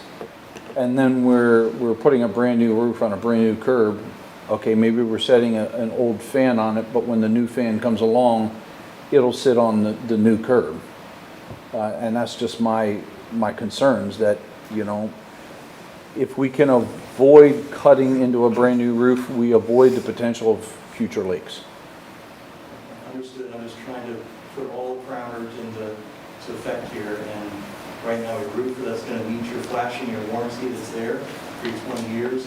Once we start touching those curbs and open up to change orders, and I can't guarantee what savings we're going to have in the end. We're going to replace with a curb that, if you went properly designed, now we got to make sure we're designing that entire system to understand what size the fan has to be. And I apologize because that's not going to happen overnight. So I think you have a project in place that's moving. You're going to have your warranty. We're going to try and work around the curbs that are there. If the curb needs to be replaced, you replace it at the time of the new fan. You know, that right now you're going to... They're not going to warranty something that had to be cut. I mean, maybe the next company that comes along will warranty it, but the warranty of the original roof, the warranty you're referencing, is going to be void once we cut a hole in it to change a curb or whatever the case may be. Yeah, we work with these roofing companies all the time as far as coming back in and making changes later to match the warranty that's in place. But that's done constantly. But it would void the original warranty, right? if you have to change, if it's not the exact same fit, you're voiding that original warranty, correct? No. You'll have the roofer will be working with, let's say it's the Carlisle roof. They will be in discussions with the Carlisle rep, the manufacturer, how we do this new detail to maintain that warranty. We just had a Carlisle rep out on another roof in another district for that exact same purpose. They're going to be changing some things on the roof. We want to maintain the warranty that you have in place. Similar to a repair of a roof, if it needs repaired, you bring in a warranted roofer to make that repair, and your warranty continues.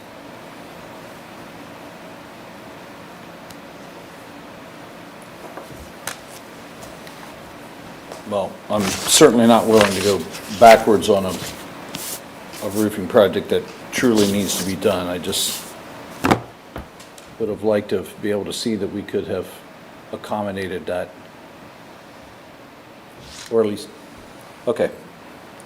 Moving on. Moving to 11.06, sound system for the track at Susquehannock High School. A motion to, 1, revoke the approval given in October 2024 in the amount of $18,500 with Sage Technology Solutions, now Ronco Technology Solutions LLC of Mount Joy to PA to install a sound system for the track at Susquehannock High School, and 2, approve the quote in the amount of $18,500 utilizing the CoStarz contract with Illuminated Integration LLC of Middletown, PA to install a sound system for the track at Susquehannock High School. Do I have a second? Second. Any discussion? Why is this? They don't have They need it. No. You don't have one. Okay. It's a good reason. Yep. Any nays or abstentions? Hearing none, motion passes. It's too bad they didn't have it this year. Moving on to 11.07, I have a motion to approve selling the 2009 Ford F-250 truck using the municipal bid auction. Do I have a second? Second.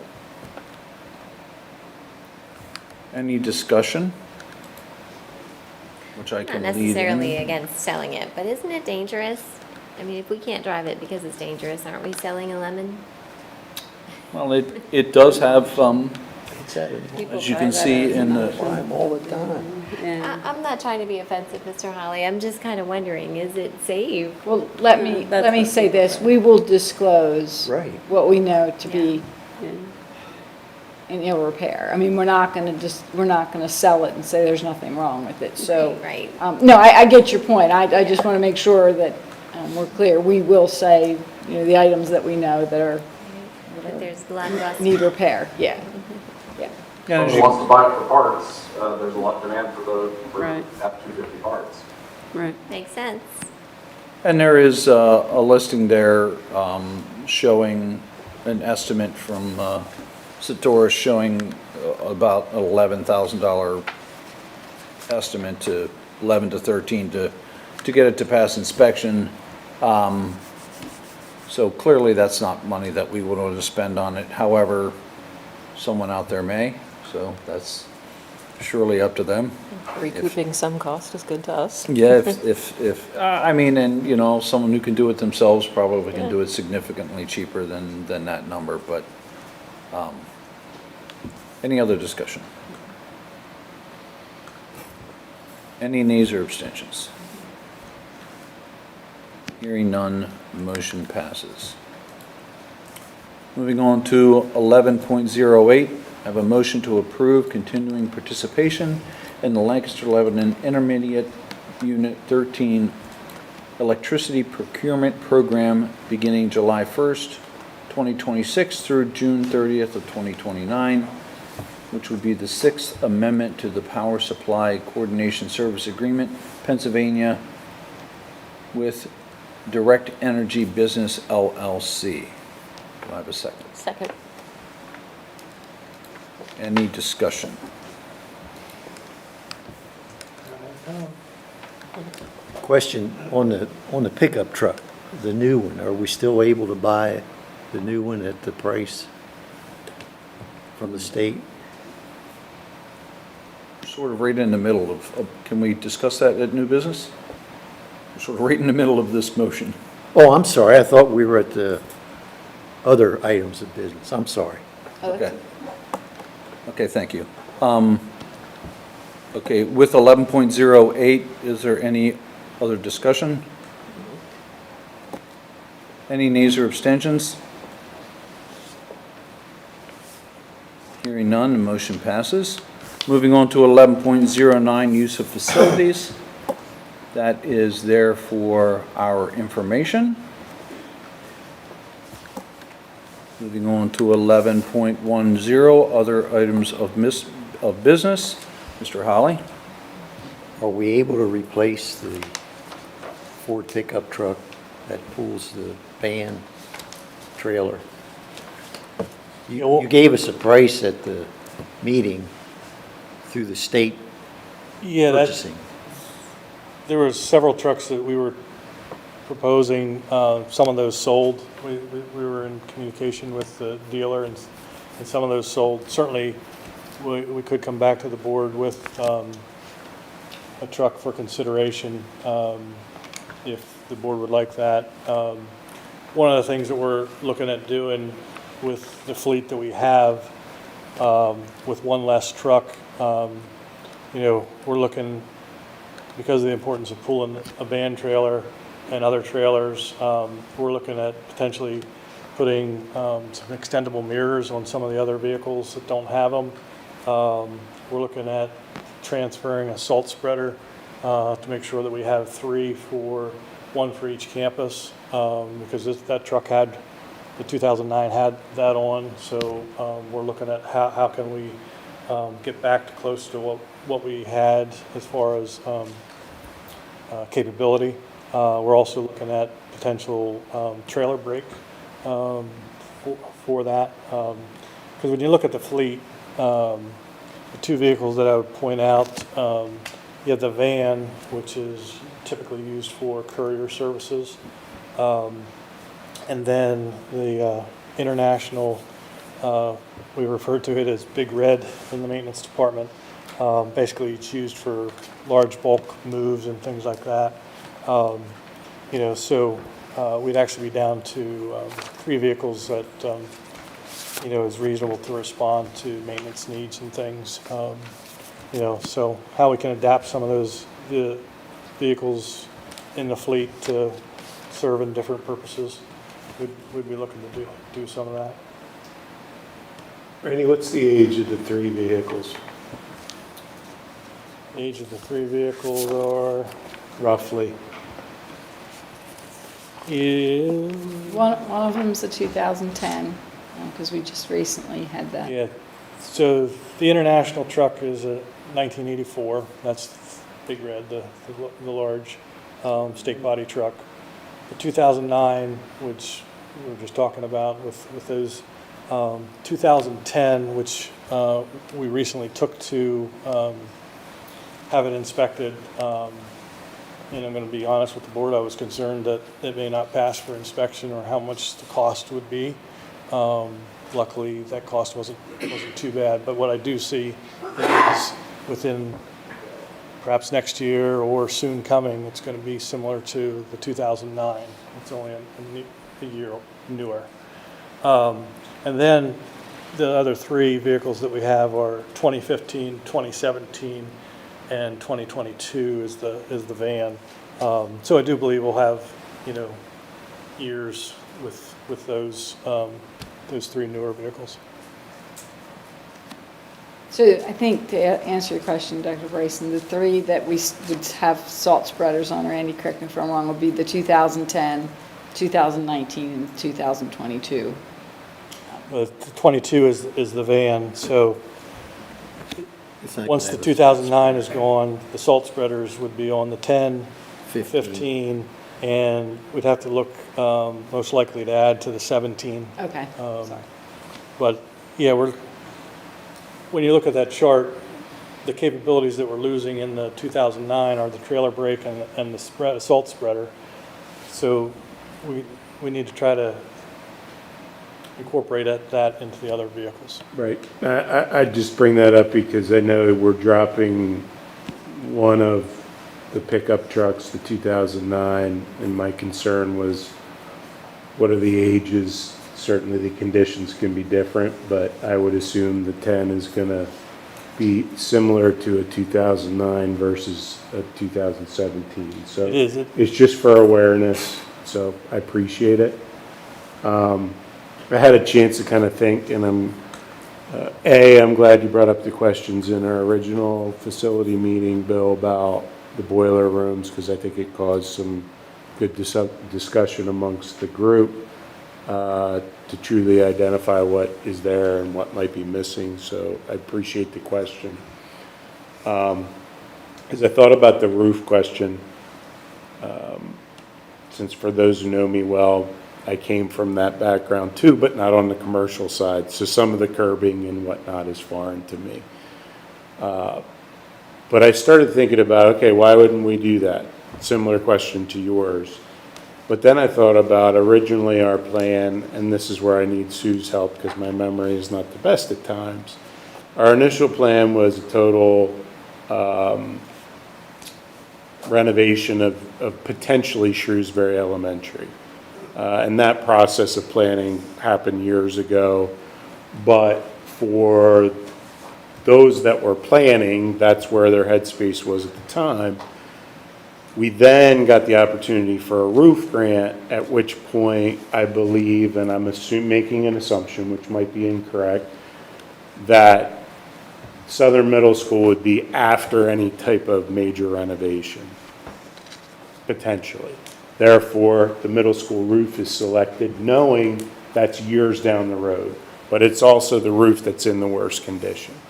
So we take the grant, we make the plans, this is months now, and put the ball in motion, so to speak, to replace the roof at the middle school.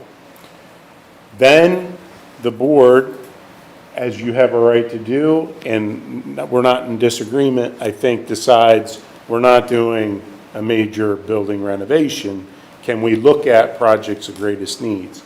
So now we shift gears, we go down that path, and I think at that point it's determined the projects of greatest needs, one of which is the units on the middle school.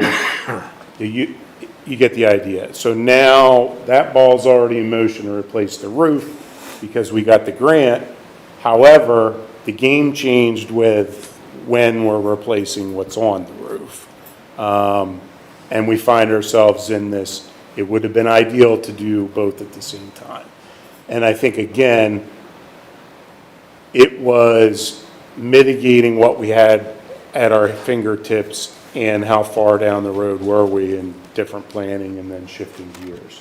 I don't know if that makes sense, but it took me a couple minutes to process, why are we here?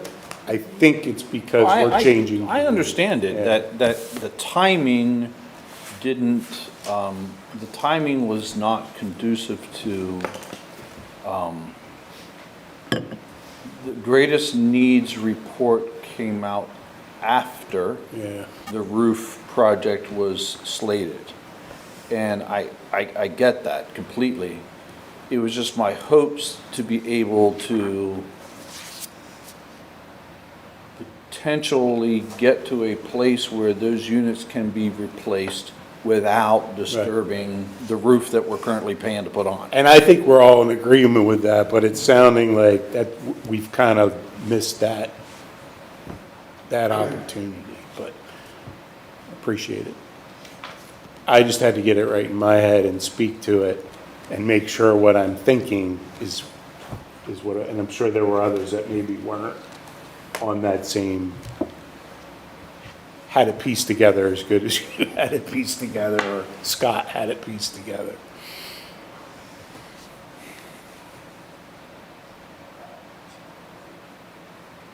Okay. Any other items of business we want to discuss? Just real quick with the truck thing, you were saying the trailer brake is on the 2009, not on the 2015. It's an aftermarket, or is that OEM? Yeah, we'll evaluate which to put on, you know. No, I'm saying what's on the 2009 now? Is it an aftermarket or an OEM? I'd have to look. Okay. Yeah, whether we could have it transferred over. Yeah. Perhaps, you know. And the salt spreaders, are they standoff ones where you can just kind of drive under them and lower them in? Two of them are, and unfortunately the 2009 is not one of those. Two of them we can transfer fairly easily from the vehicles, but the one on the 2009, we were looking, how can we transfer it over? And we would have to construct, it's cumbersome. So it actually may be more advantageous to us to buy a more universal spreader and put it on the other truck. And when we're looking to haul the van trailer, we were talking about the one of the newer ones. That Yeah. salt spreader can come off of the 2015 and stand alone, and then we could use it to haul the van trailer. Is that a possibility? We're looking, yeah, potentially the 2015. We want to look at extendable mirrors, but we're also looking at the express van. You know, potentially if we put a trailer brake on that and extended mirrors, we potentially could convert that to help haul the trailer as well. Really? The difficult part is just the number of pieces, you know, certainly. It's a challenge, you know, the going down a piece, but we'll work through it.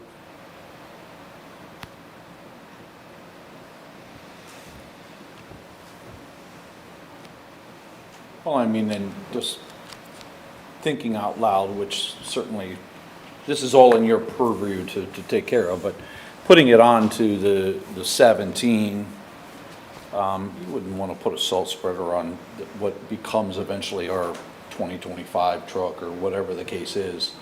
So that would not be money poorly spent to put that onto the 17. If that's what you decide and what you recommend, you know, certainly not money poorly spent to do that. So,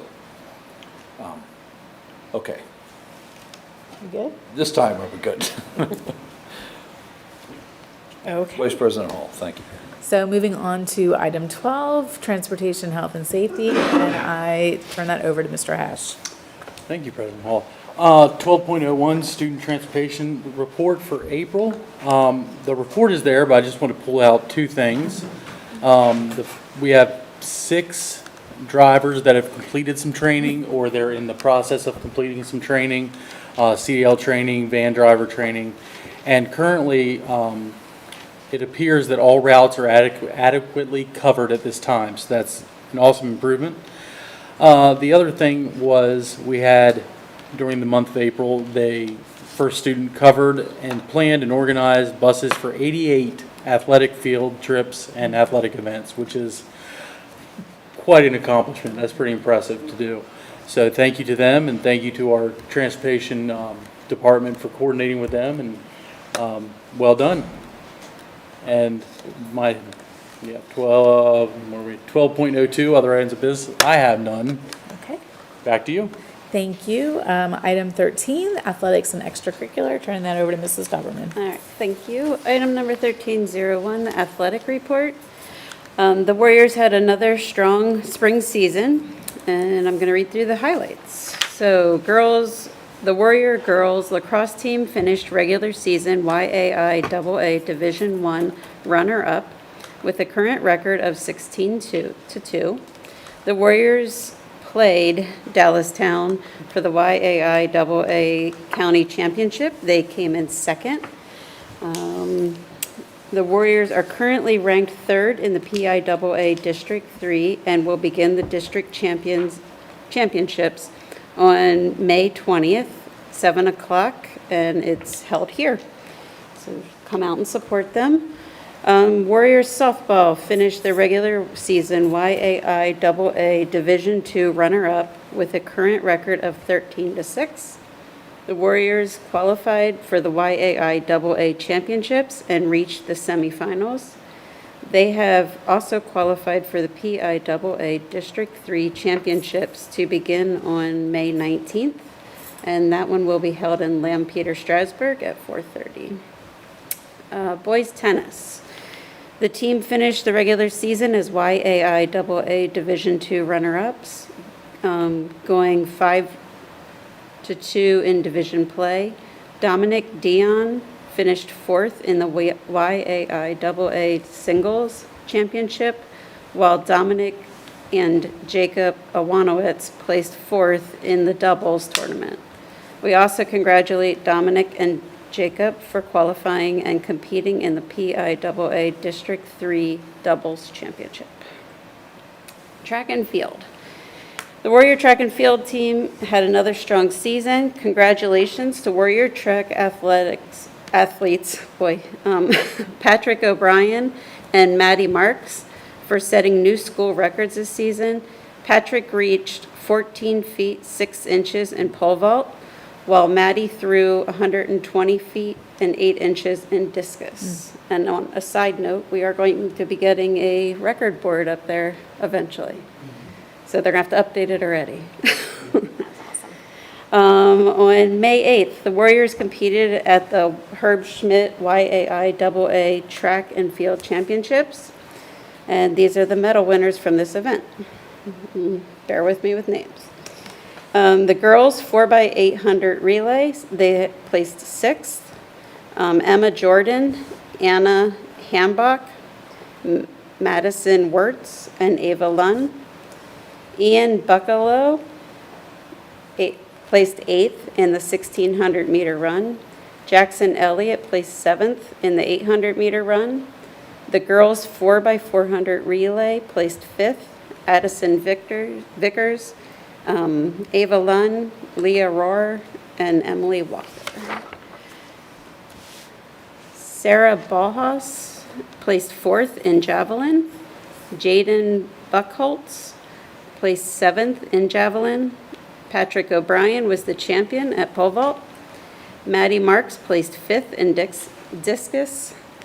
On May 16th and 17th, Cole Caporelli, Patrick O'Brien, Maddie Marks, and Sarah Brahas will compete at Shippensburg University for the PIAA District 3 Championships.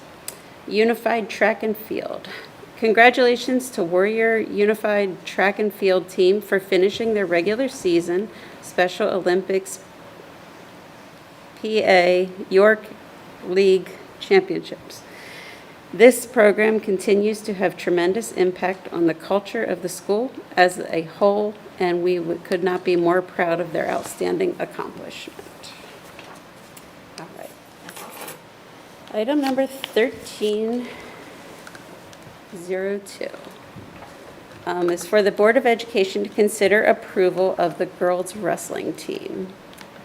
I would like to make a motion for the Board of Education to consider the approval of the girls' wrestling team. Do I have a second? Second. Any questions or comments? Mr. Keeney is here for any answers. Mr. Keeney, do you have a lot of interest? Yeah, well, we have had girls wrestling on the boys team for most of my time as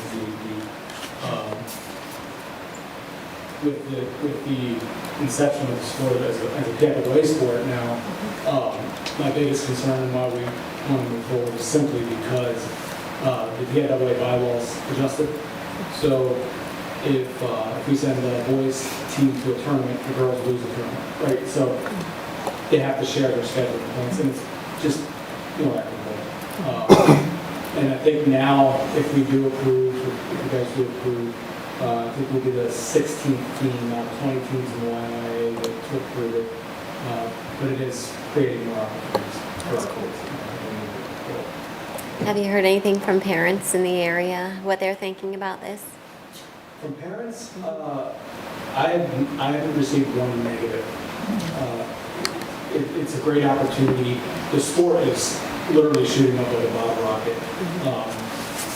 Just within last year at the District 3 level, there were 71 teams within District 3 that were represented at the Girls' Championships. It is fantastic. The sport is maturing. So they're taking state championships this year. We actually had to adjust the schedule because before the girls missed a lot of pins and moving fast. The quality of wrestling is getting up there. There's more NCAA programs approving it, so there's more college opportunities for our kids. And we currently have a girl wrestling in college right now that wrestled with the boys team. But so that the need is there, and not just for athletes, but for opportunities for our kids. So I think it's a good idea. I have to say, coming from a wrestling family, I'm all for it. I'm excited for it, and I think it'll be a great opportunity for the girls. Anybody else? Any nays or abstentions? All right, that motion carries. And I have no other items of business. Does anybody else? All right, back to you. Item 14, any other business from anybody on the board? All right, moving forward to item 15 with our representative appointment reports. 1501 Legislative Council, Mrs. Hall. Yes, ma'am. All right, so the House and the Senate reconvened on Monday this week, and many educational bills have been managed for the month. So starting with Senate Bill 10, this legislation was just voted out of the Senate Education Committee, and it will create the Pennsylvania Award for Student Success, or better known as the PASS program. So it will help families with students performing at the bottom 15% of their class, and those families will be eligible for scholarship opportunities for alternative education expenses or tutoring outside of their public school, like a Sylvan Learning Center or something like that, support that you wouldn't have to pay for on your own, which can be very expensive. It's just another tool to foster success for students who can move forward more confidently in their educational journey. Senate Bill 700 will require schools to adopt evidence-based reading instruction programs and curriculum, approve a professional development training program that prepares educators to use structured literacy in the classroom, and implement screenings to identify struggling readers and develop intervention plans. The bill also comes with grant program assistance for startup. House Bill 17 will require instruction in cursive writing to be taught in appropriate grade levels. The bill is a bipartisan push to require schools to teach cursive and maintain literacy not only at the manuscript or print handwriting level, but also enhancing fine motor skills, retention of information, increasing writing speed, and easier reading of historical documents, while at the same time helping develop a unique signature style and literacy success. House Bill 1326 seeks to update and streamline administrative requirements to modernize student transportation laws. This legislation permits electronic tracking software or GPS systems for reporting mileage, and would require schools to report data of services provided to all students. The aim for the bill is to demonstrate a greater need for state transportation reimbursements for schools moving forward. And House Bill 681 will create an opt-in or opt-out option for BMI, body mass index screenings in schools. And this bill was passed by the House Health Committee to require parental notification of school height and weight notifications or screenings, and allow parents to decide if they would like to have their child participate, and limit some reporting that is given to the state and student data. So it ensures measurement information is only collected also by the school nurse or another trained healthcare professional. And then just a little piece of information. I know it's late, but I can't help but throw that in there. Today, May 15th, is Peace Officers Memorial Day. So that was first established by President John F. Kennedy in 1962. The day is designed to pay tribute to our brave local, state, and federal peace officers who have died or been disabled in the line of duty. This day falls during National Police Week, as Dr. Reppert was acknowledging all of our safety officers. This is just another way to recognize them, all that have taken an oath to serve and protect, and particularly by those who have sacrificed their lives to protect us. So, of course, if you rub shoulders with anyone that is a peace officer this week, be sure to encourage them with your support and care. And that is the end of my legislative report. Thank you. Moving on to 15.02, York County School of Technology, Mrs. Dauberman. We had a Student of the Month, which I missed the art show. I left the Community Leaders Annual Partnership meeting just to go support him and be there for him. But Jacob Combs in 11th grade, he is there for precision machining technology. He was selected as Student of the Month, which for their Students of the Month, they show a video of each kid and what their trade, like what they're learning, and it's pretty neat to see. And they usually have another student talk about them and like kind of hype them up, and it's just really neat to see. And then they get like a little plaque, and it's really neat. And I was glad to be there for him. They have graduation at York Fairgrounds at 5 p.m. on May 22nd, and I think that concludes everything I have. All right, thank you. That's awesome. I'm sad that we don't have that to view. Yeah, yeah. One of our own getting recognized. That's wonderful. Yeah. Item 15.03, the LIU number 12, Mr. Hash. We have nothing at this time. Okay. Item 15.04, York Adams Tax Bureau, Mrs. Green. No report. All right.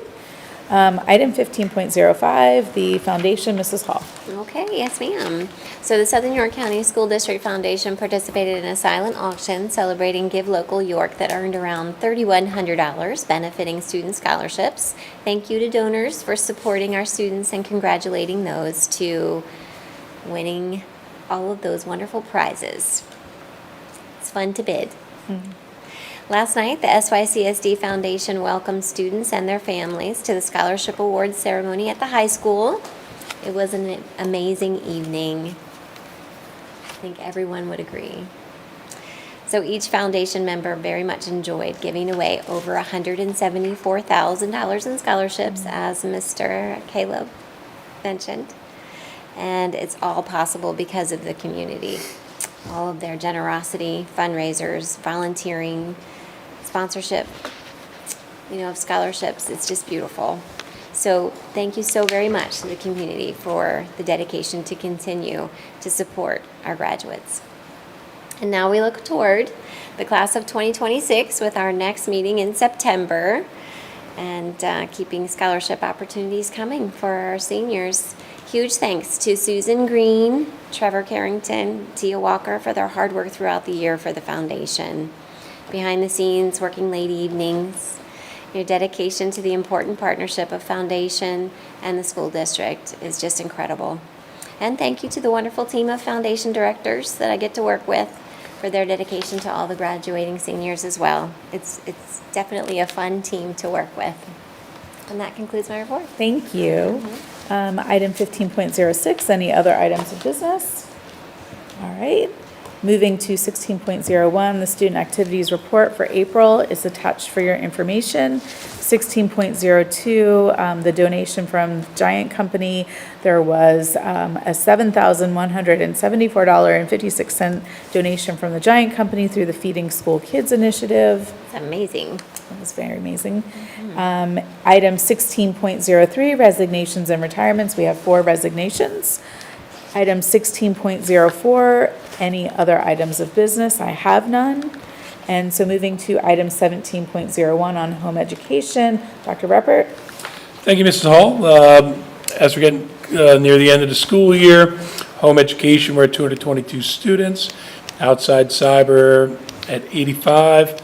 Southern York Digital Academy Education 2. But as we noted previously and earlier in the school year, we will have a 0 for that moving forward.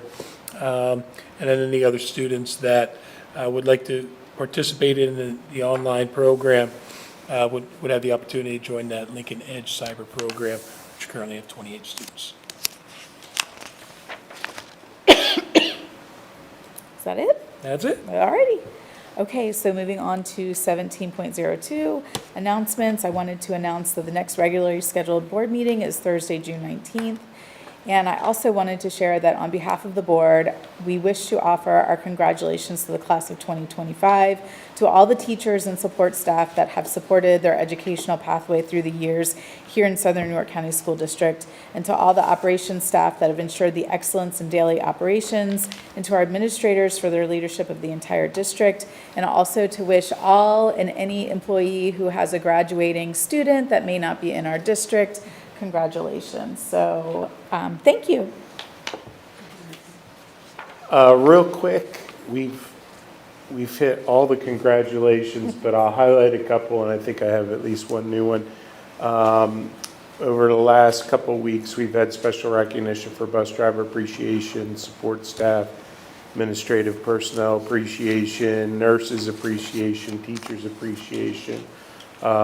It's a huge village to help our students grow, and we'll be there to support you, to our maintenance staff and custodial staff over the next couple of weeks, because given the rain, there's lots of yard work to do for graduation prep, so hopefully we get a couple dry days to get ahead of the game. Again, Foundation's been thanked, but they can't be thanked enough. In all honesty, they're probably the best operating foundation anywhere in the state of PA, and certainly that's recognizable by $174,000 plus handed out to like 80 kids, and we have 223 graduates, so that's just unbelievable. So big kudos to them and their ability to partnership with us to make that happen. And lastly, special congratulations to School Resource Officer Sergeant Darrell Smuck in recognition of his 25 years of service with the Southern Regional Police Department. This represents quite an achievement, and one for which we are certainly grateful, and especially as Sergeant Smuck has joined the Southern family and begun the next 25 years of his service. So thank you, everyone, and keep living your dream. Thank you. Item 18, any new business? All right, none. I will entertain a motion to adjourn. So moved. Do I have a second? Any nays or abstentions? All right, hearing none, that motion carries. Do we still have Mr. Henkel? Did he fall asleep on us?